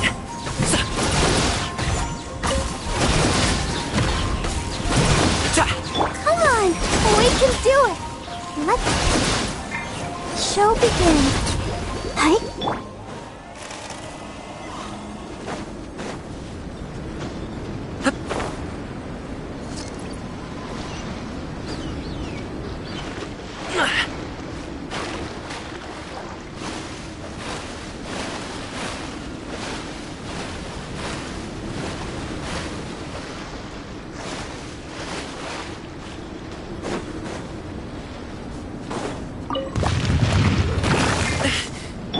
Defensive mode engaged.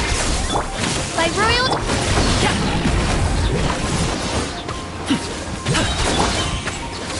Up to it, Manzai! Annihilation mode. Wings of darkness. Come.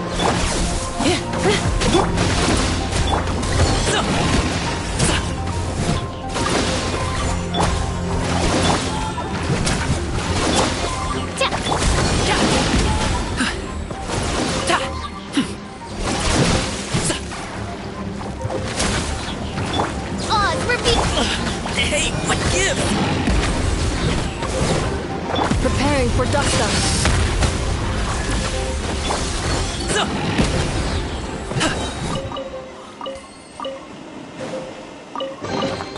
Where do you want this stuff delivered to, boss?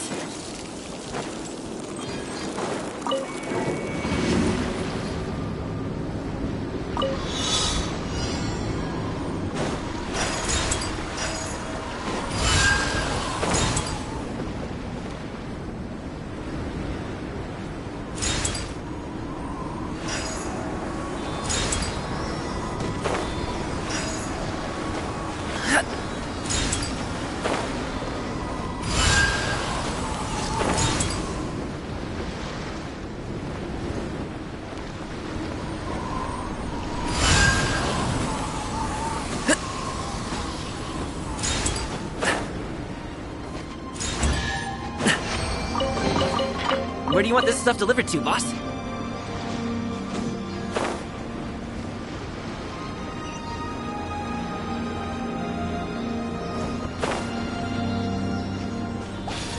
Let's dance.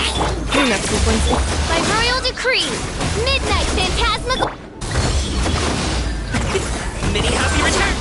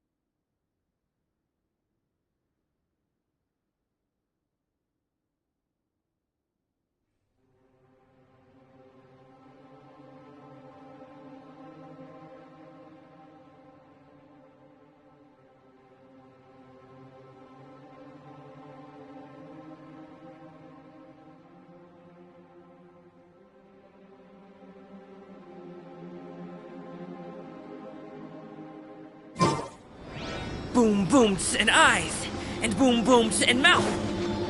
And I need to tighten up that part.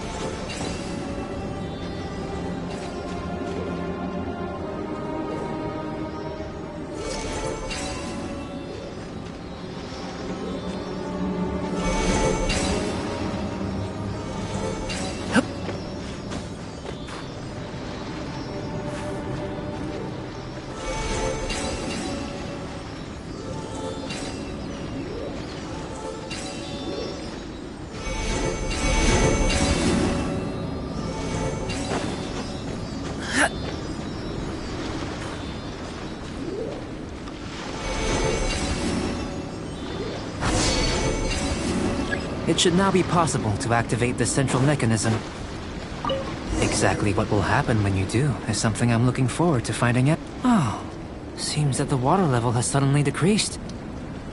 We should be able to see what's in the water now. Let's have a look.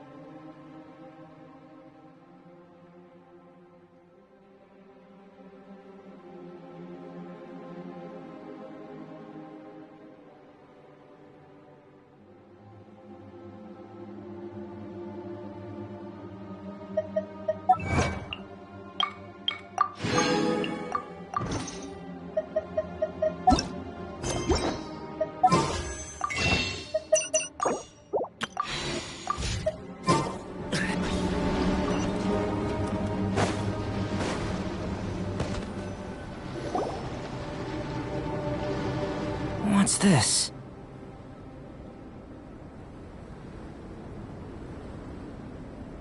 To the best of my knowledge, these belong to a script of some kind. They can be found all over Teyvat, but they've never given up their secrets. There's still a lot to learn about them. And as for why they should ever have come to rest here, a true mystery.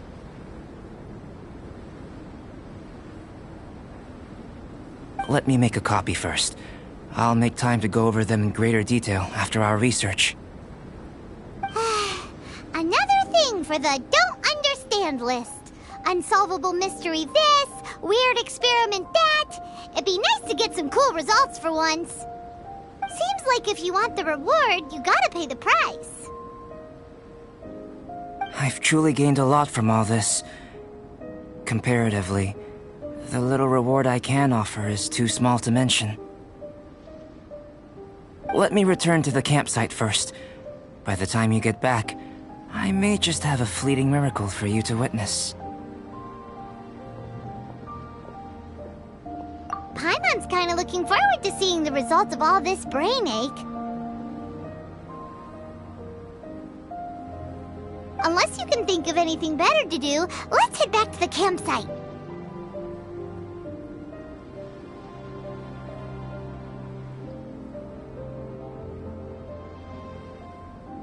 Not so fast. You're not leaving until I'm convinced that nothing dangerous is going on here.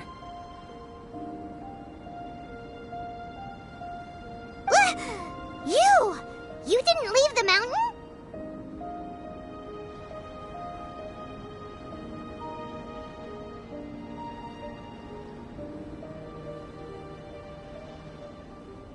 I most certainly did not. And I've witnessed everything that you and Albedo have been up to.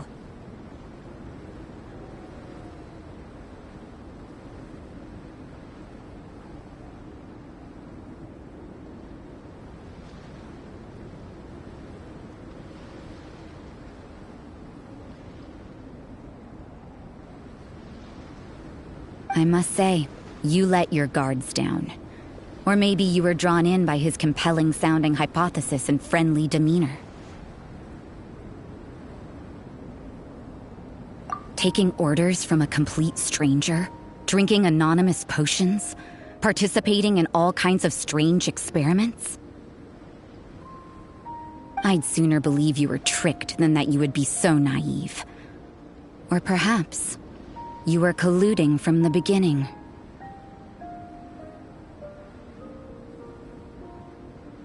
Sister Rosaria's guard's so high, she can't even see over the top of it. It doesn't matter what you think. He could be a saint for all you know. But I understand him a little better than you, Outlander.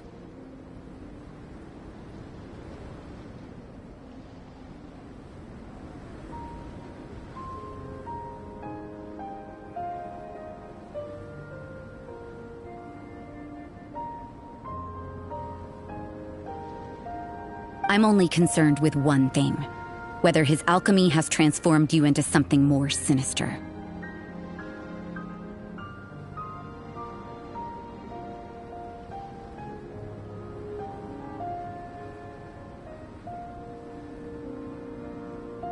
No way! Paimon would have sensed it! And anyway, he didn't even use any alchemy!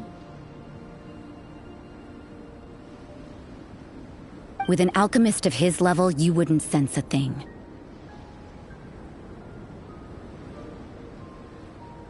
In any case, I'm not about to let a potential threat back into Mondstadt.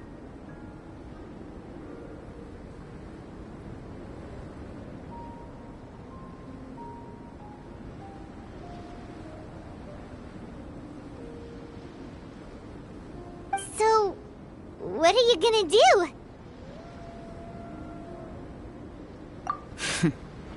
I've got to hand it to you. You have your moments. If I can be sure that nothing you came into contact with is dangerous, that's good enough for me. I've investigated everything else. The only items left on the agenda are these symbols. But we don't even know what they mean. That much is true. Not to mention, seems like there's nothing more to them. But for insurance purposes, I'd better make a copy. Now then, all things considered, I deem that you pose no immediate threat.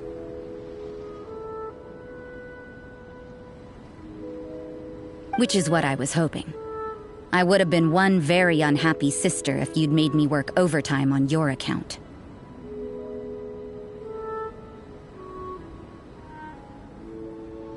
Overtime?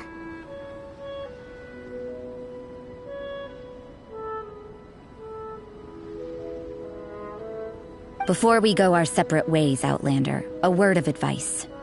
Don't be so quick to trust Albedo, and don't repeat the same mistakes that you did this time. You made a lot of rash decisions today. She's gone!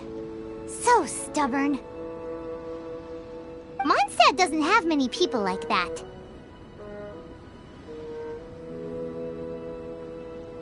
Huh. Never mind her. Let's go see Albedo!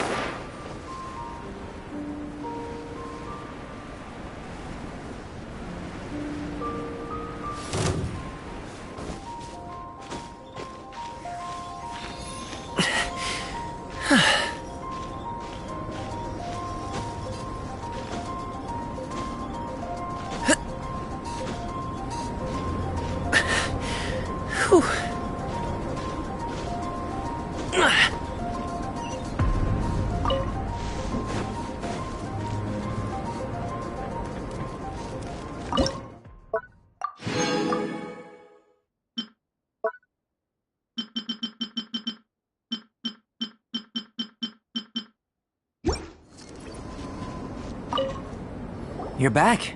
Good timing. I've just about reached the conclusion. You took quite a while. Did you get held up on the way back? I wouldn't worry. She's just doing her job. time for the results. We got a myriad of data today, and it was very difficult to finish all the research in one go.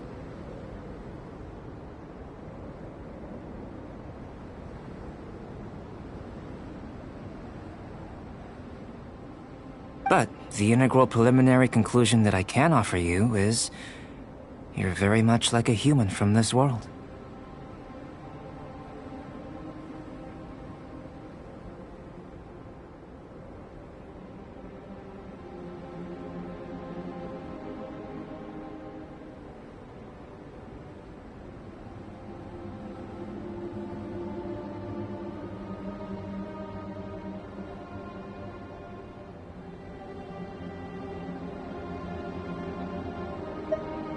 You couldn't tell that just by looking? We spent all day working our butts off for that?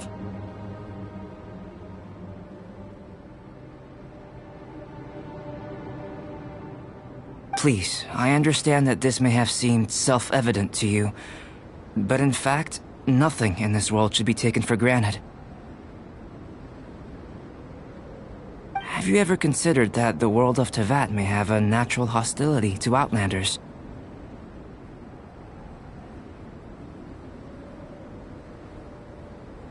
I mentioned the natural laws of this world. You're able to converse with me here without consequence, and nothing seems amiss. But it's arguably a small miracle. The only other life form that, like you, has come here from afar is the seed that I mentioned. Under the effects of Teyvat's natural laws, it isn't even able to sprout, let alone bloom.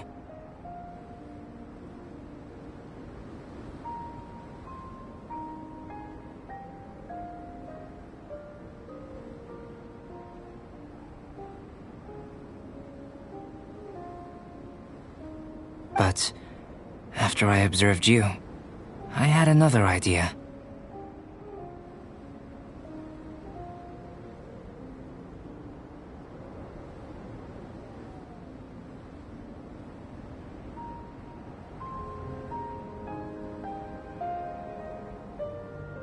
Imitating you helped to inspire my alchemy. And so...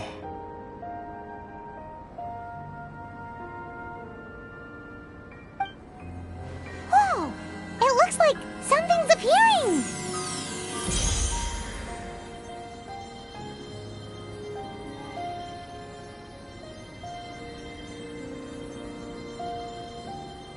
the transition from nothing into something, from shoot to stem. And now to fruition. Is not nurturing otherworldly life also nurturing the world itself?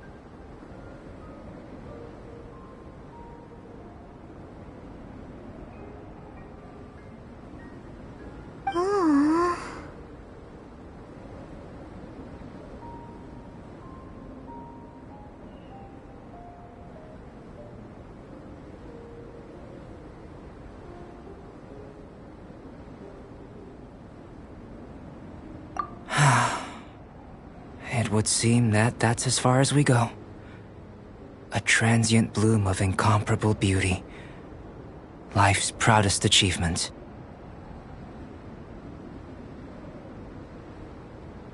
Paimon thought, with all our efforts, it might have bloomed forever, and it didn't even have any fruit. Life is a manifold tapestry of free entities. Its value shouldn't derive from how long it stays with us. Even a momentary burst is precious.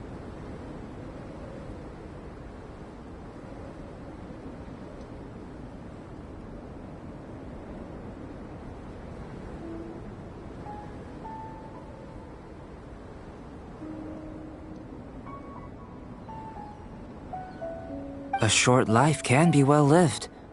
A life lived efficiently, lived to perfection, is necessarily one unburdened by loneliness. So, do you understand what I meant about us conversing here arguably being a small miracle? Things feel a little heavy right now. Don't be sad. You've got Paimon to look after you. Albedo, Paimon really wants to be your friend. Thank you both. Even if dispelling loneliness is not essential for life, it certainly doesn't hurt. Your help inspired me to discover the means to make a flower bloom. I mean that the time I've spent traveling with you in the mountains was a valuable journey for me. In the future, if the need arises, can I solicit your help again? Well, glad I can count on you.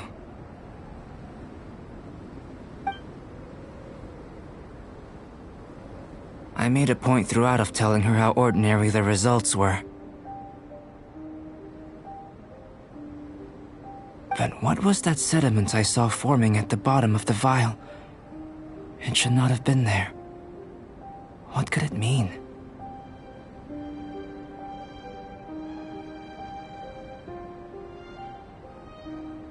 Those born of Earth are bound by its imperfections, but those born of chalk are free of impurities.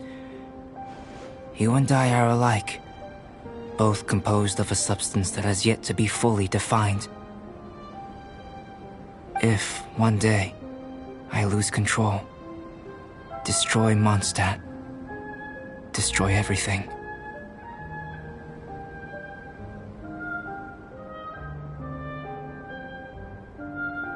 Can I rely on you to stop me?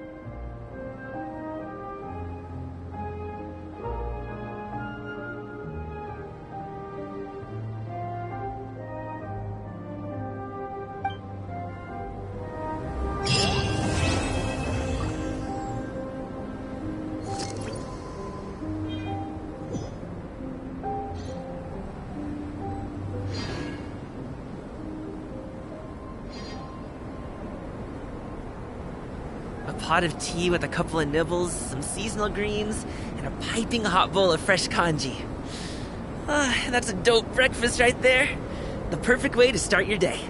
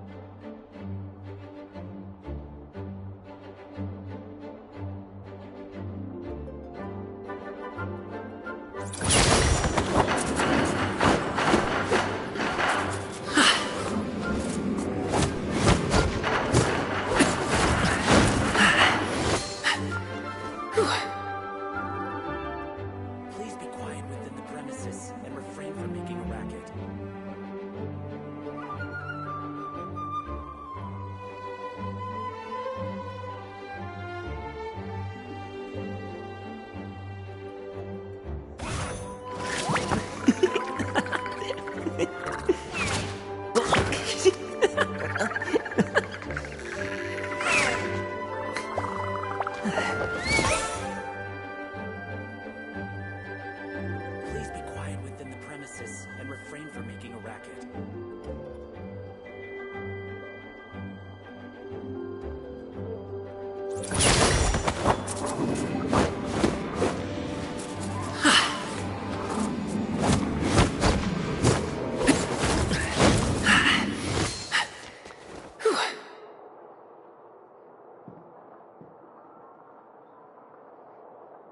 Please be quiet within the premises and refrain from making a racket.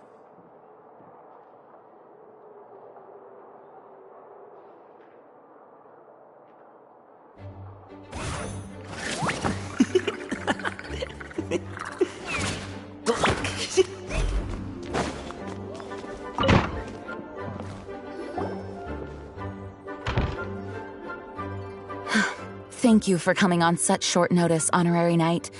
I know you must be busy. Well, to make a long story short, there's a particular matter at hand that the Knights requires your assistance with.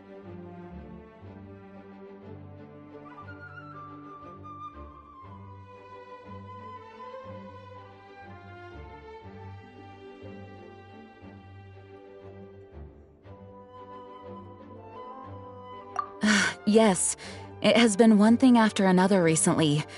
Neither myself nor any of the Mondstadt garrison are able to catch a moment of peace.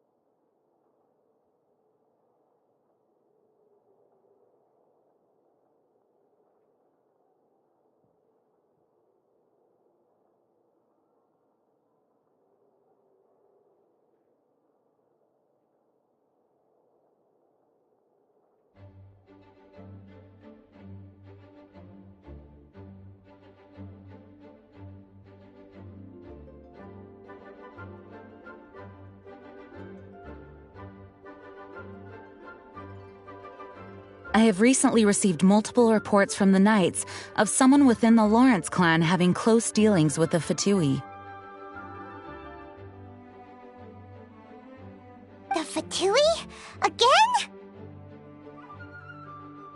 But who are the Lawrence clan? There was a dark period in Mondstadt's history when the aristocracy ruled over the city. The hard-won freedom that followed with the fall of Decarabian was lost once again as slavery spread throughout the land.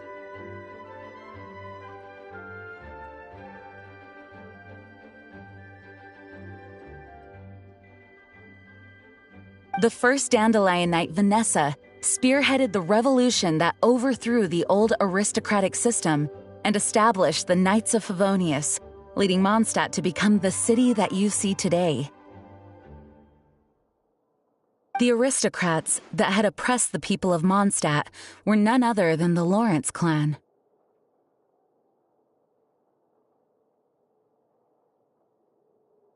Oh, Paimon gets it! So the clan's descendants are now scheming with the bad guys to carry out more dubious deeds.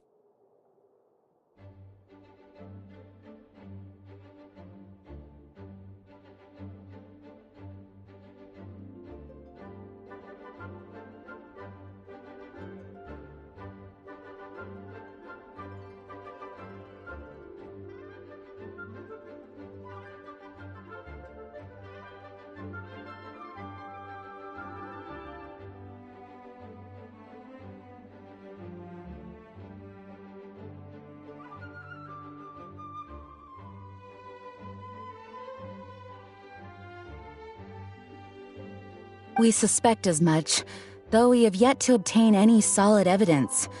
The reason I summoned you here today is to ask you to help us further investigate this matter.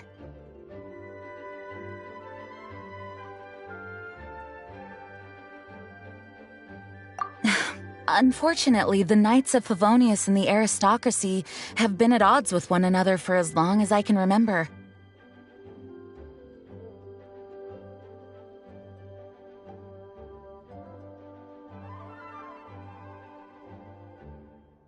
We've already considered every possible way of resolving our differences, but it seems the descendants of the aristocracy remain antagonistic towards the Knights.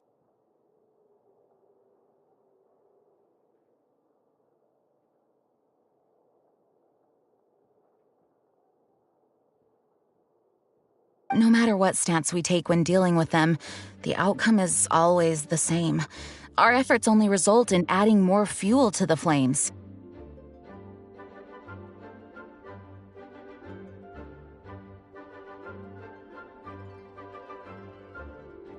We could come knocking on their door on the grounds of a search warrant. But if the investigation were to come up empty, I'm afraid tensions and distrust would only increase.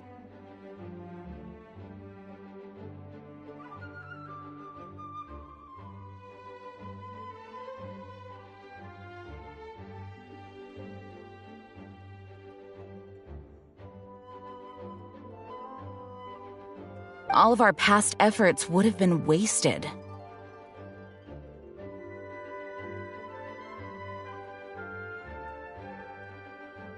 You are in fact the best candidate to represent the Knights of Favonius.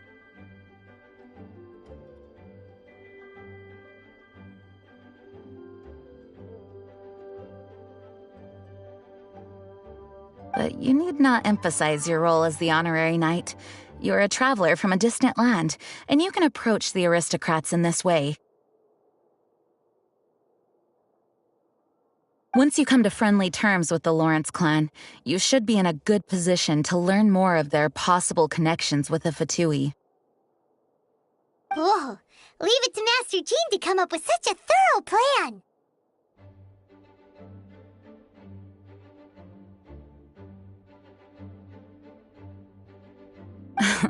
Perhaps such plans have become second nature after all the diplomatic issues I've dealt with.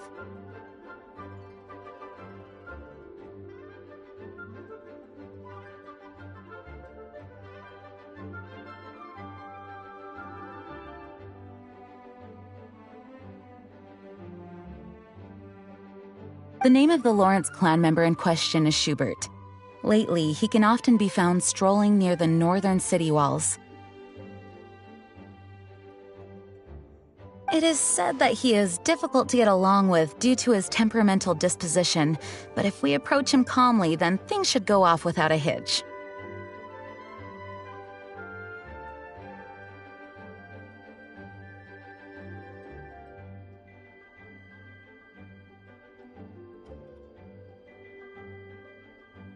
Thanks again for your help.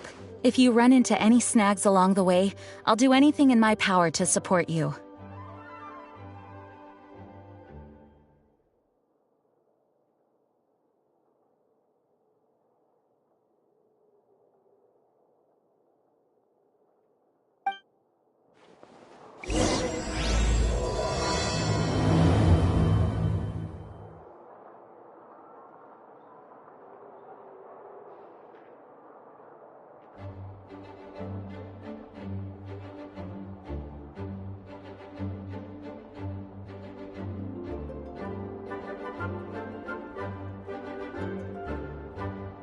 Whether it takes me uphill, downhill, or out to the sticks, I get the goods from A to B.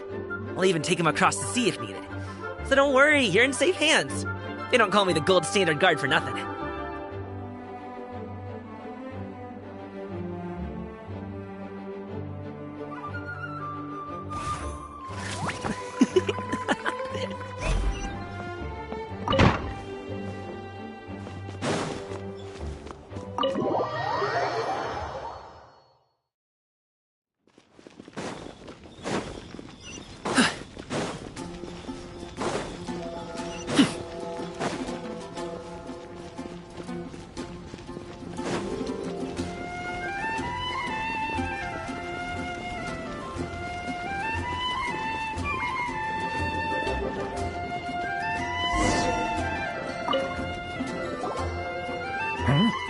Who are you?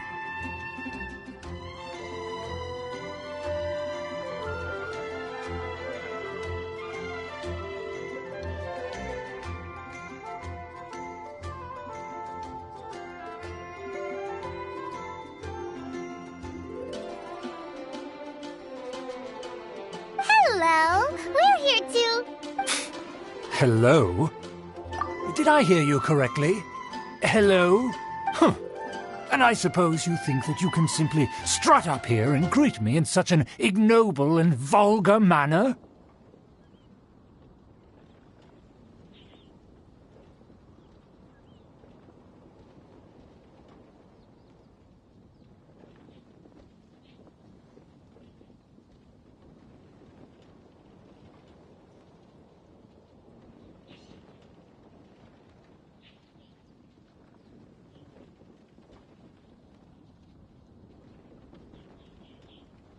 Given that I don't recognize you, I can only assume that you are a traveler of some variety. I'll have you know that you are speaking with the Schubert Lawrence, a blood descendant of the magnanimous nobility.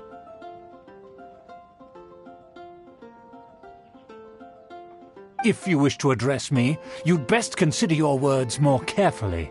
Such nonchalant manners are inadmissible and will never do.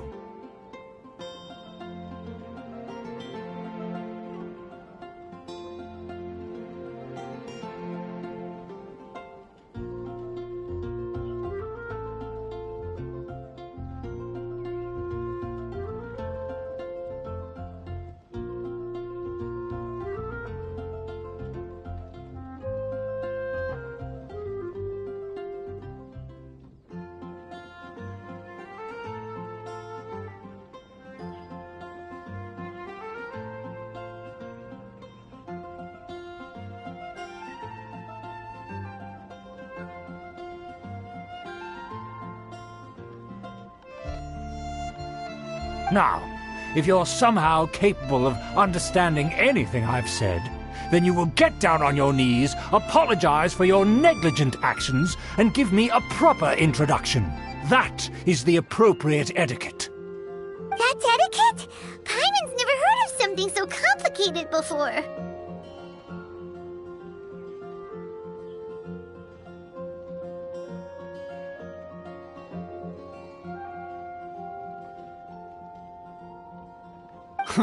In former times, when people knew their place and respected traditions, such conduct was only basic courtesy when greeting a nobleman.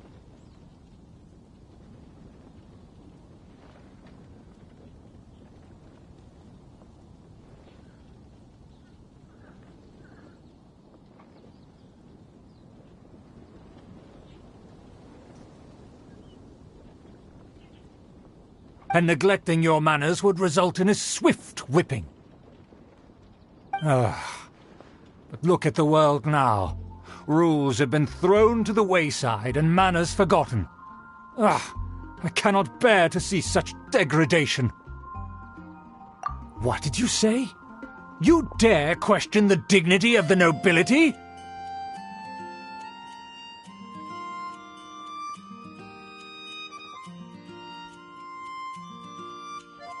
I'll have you know that though the Lawrence clan is in decline, myself and others of noble blood are looking for a chance to restore our rightful honor.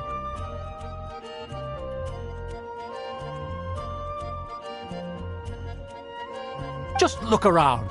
The people are unruly and undisciplined. I, however, strive to retain the elegance and etiquette of the nobility. After all, we are of a completely different breed by birth.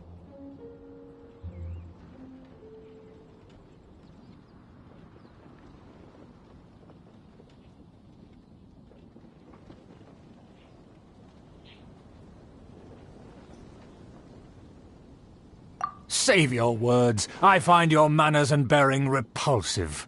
I have nothing to discuss with the likes of you.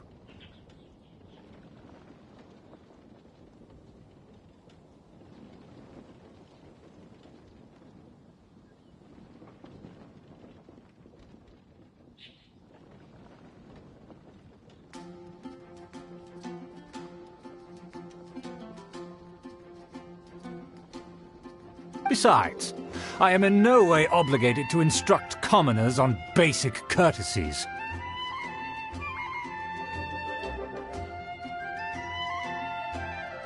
Now I have more pressing matters to attend to. I'll take my leave.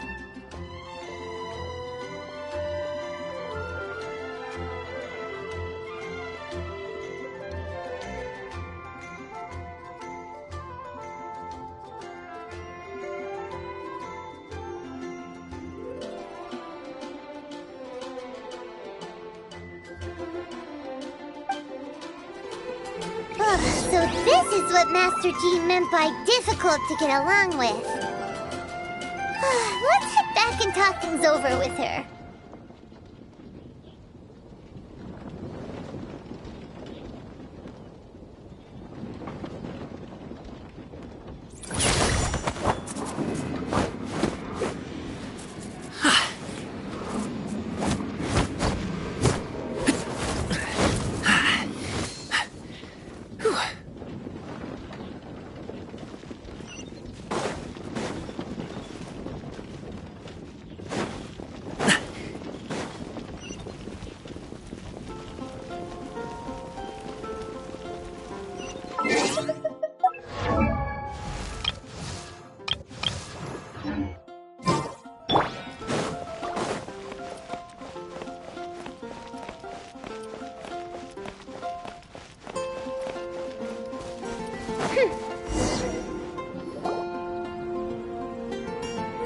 if it isn't the honorary knight. I'm just on my way out to gather some intel. I didn't expect to run into you here. Huh? Judging by your expression, you must have run into some trouble.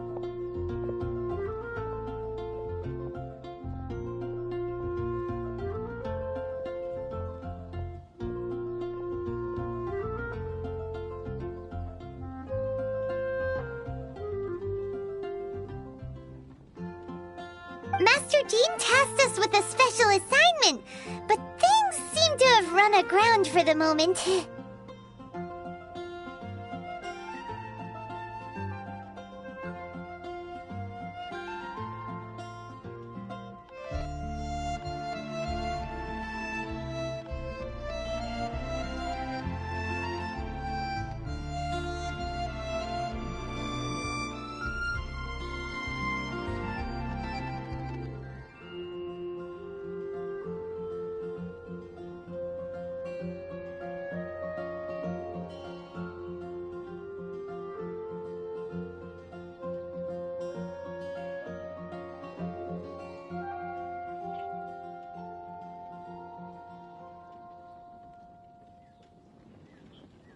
No need to get down on yourself. Sometimes things just don't turn out as planned.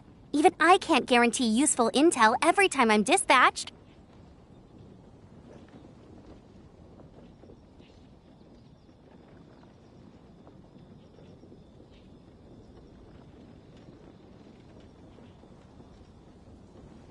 You just have to keep at it and never give up.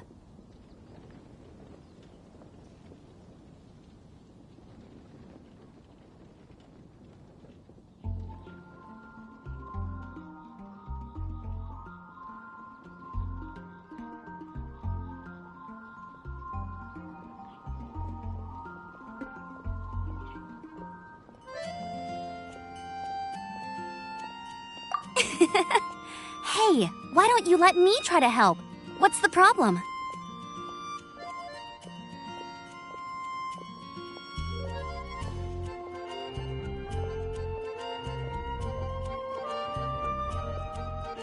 Master Jean asked us to build a connection with someone named Schubert Lawrence.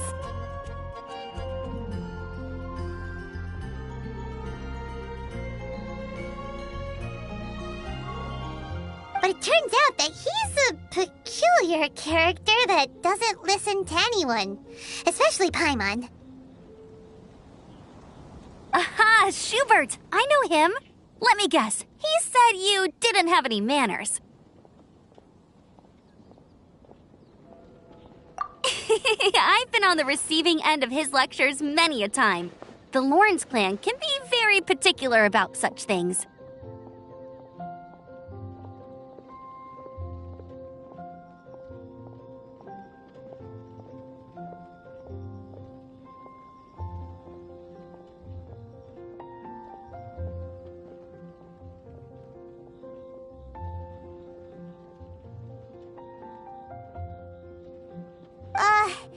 You mean everyone in the Lawrence clan is just a big headache? As aristocrats, they believe there should be a certain distance between themselves and common folk. I understand their thinking, but that's just not how things are anymore. However, there is one exception among the Lawrence clan, my good buddy, Eula.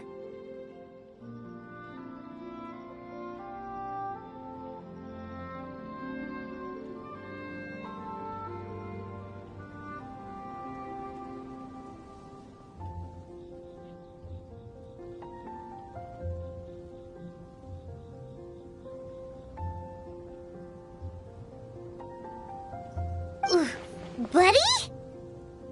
That's right. Not only is she from the Lawrence clan, but she's also captain of the Knights of Favonia's 4th Company.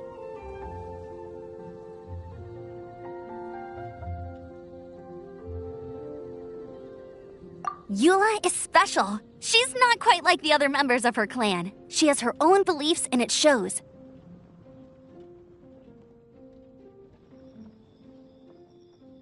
In other words, she doesn't really adhere to the strict rules and conventions of her family.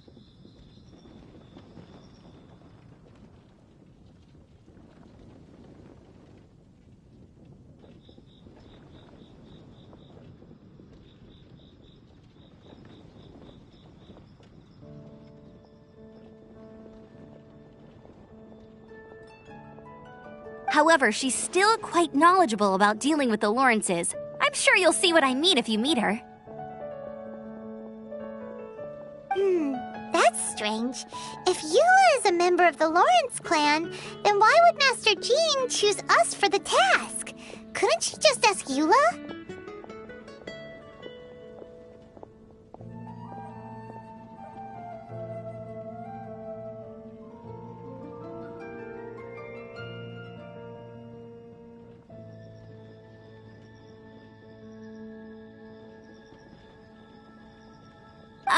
Well, it's a little complicated. Basically, the Lawrence clan has frowned upon the fact that Eula joined the Knights. Her family members don't particularly care for her.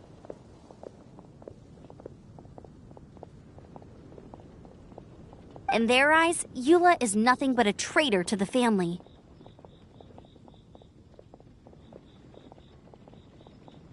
She's very easy to get along with. Just explain the situation, and I'm sure she'll help you come up with a way to get along with Schubert.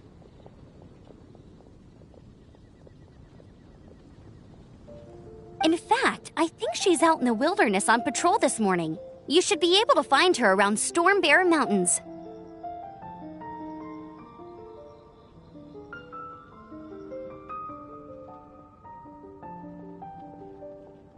Thanks, Amber. All right, you heard her. Let's go find Eula. Good luck, you two. I've got my own matters to investigate.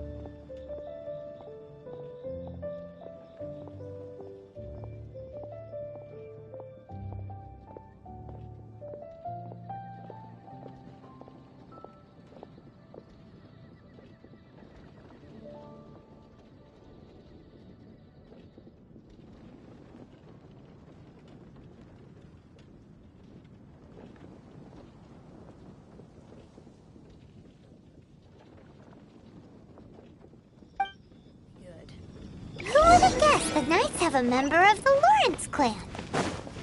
Well, if you want to learn about the conduct of the Lawrence clan, who better to ask than one of their own family members?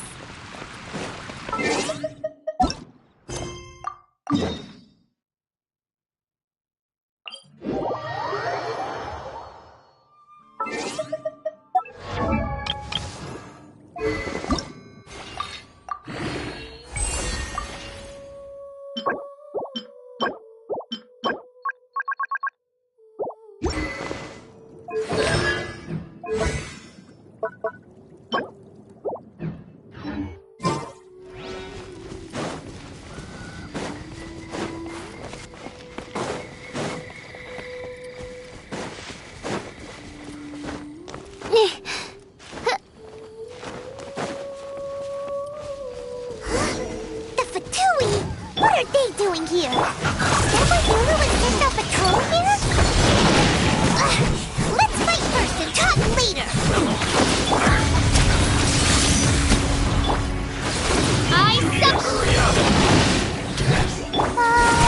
This was well done.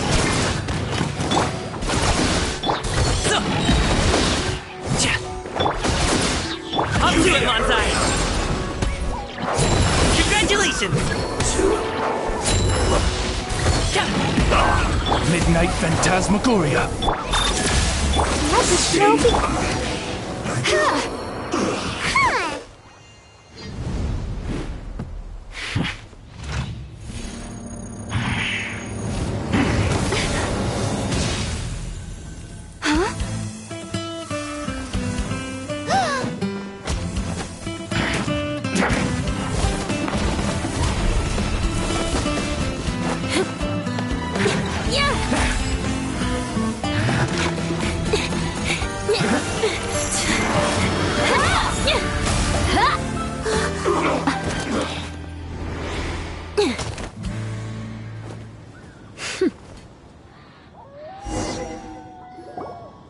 You don't think twice before reaching for your sword, do you? Do you have any idea how long I've been tracking these targets? And now you get to stake a claim. You think you're stronger because you got to them first? Mark my words, vengeance will be mine.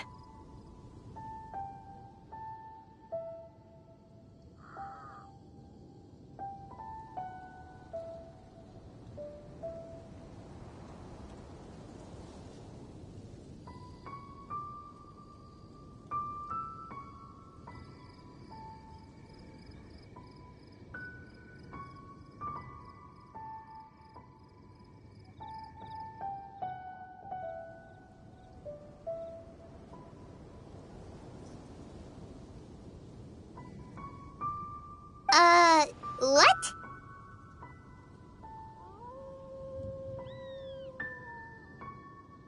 That's right. I heard the commotion and came as swiftly as I could, only to find you two already fighting the Fatui. Not only that, you are making quick work of them too.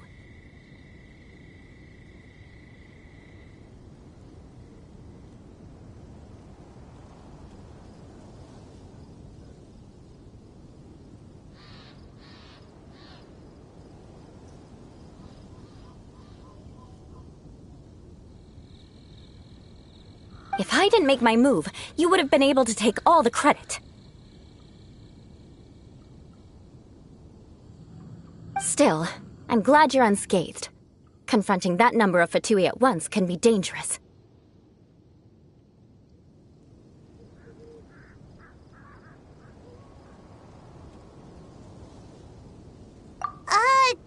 Sorry, Paimon doesn't understand what you mean, but thanks for your concern. Concern? Why would I be concerned for the safety of my arch-enemies? Arch-enemies? Wait a minute! You were saying how glad you were that we were unscathed a second ago!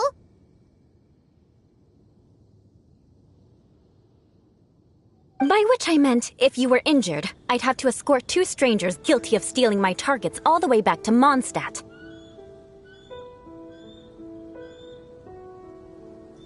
Which would mean you'd cause me even more trouble. My vengeance would be swifter still.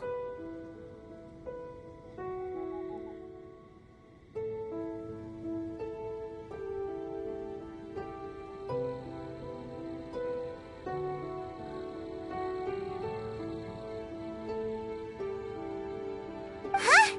So that's how you see all this? Yes, that's me. Paimon thinks she's pretty strange, although at least we can communicate with her.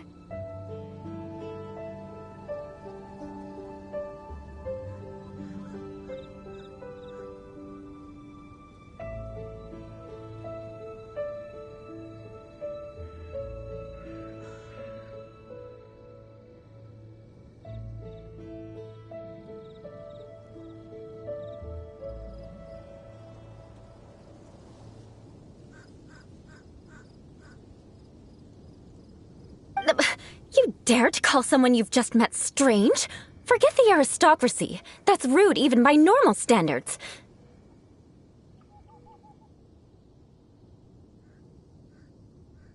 Speaking of which, how do you know my name? This is the honorary knight of the Knights of Favonius. And speaking of rude, we're trying to investigate an aristocrat named Schubert Lawrence.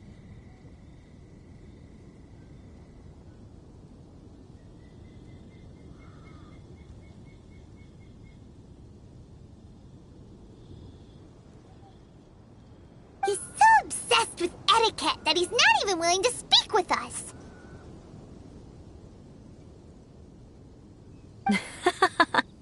I understand now. That's my uncle, all right. But why do you mean to investigate him?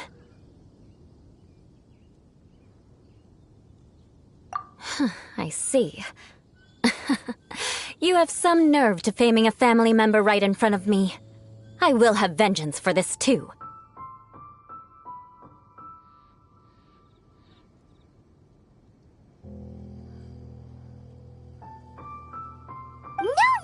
No! This is an assignment from Master Jean! It's just an investigation, that's all!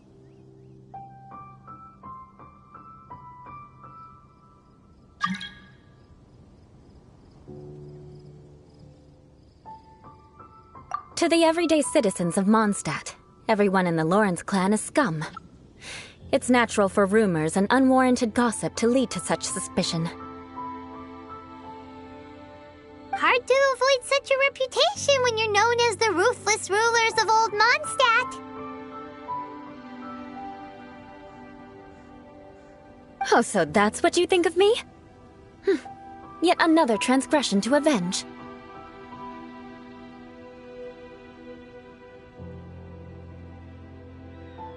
But didn't you see him first? Oh. Curious. We've only just met, and you've already given me 3 causes for vengeance. It's been a while since I assume you need me to teach you the conduct of the... Curious. We've only just met, and you've already given me 3 causes for vengeance. It's been a while since I've encountered anyone as interesting as you.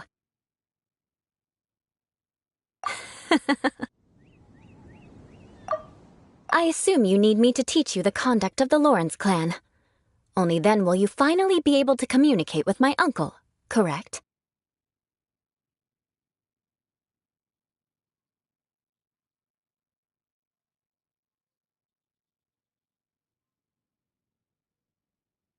I assume you need me to teach you the conduct of the Lawrence clan.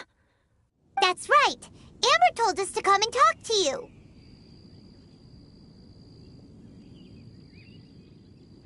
Well then, let's begin your training immediately. It'll be easier to train when we're back in Mondstadt. We'll require other people. We can put that aside for now. Besides, if it's the acting Grandmaster's assignment, and Amber's the one who recommended me, I should comply. Paimon's confused. This girl's all vengeance this and revenge that. But she doesn't seem the least bit angry. Still, Paimon has met bigger weirdos before.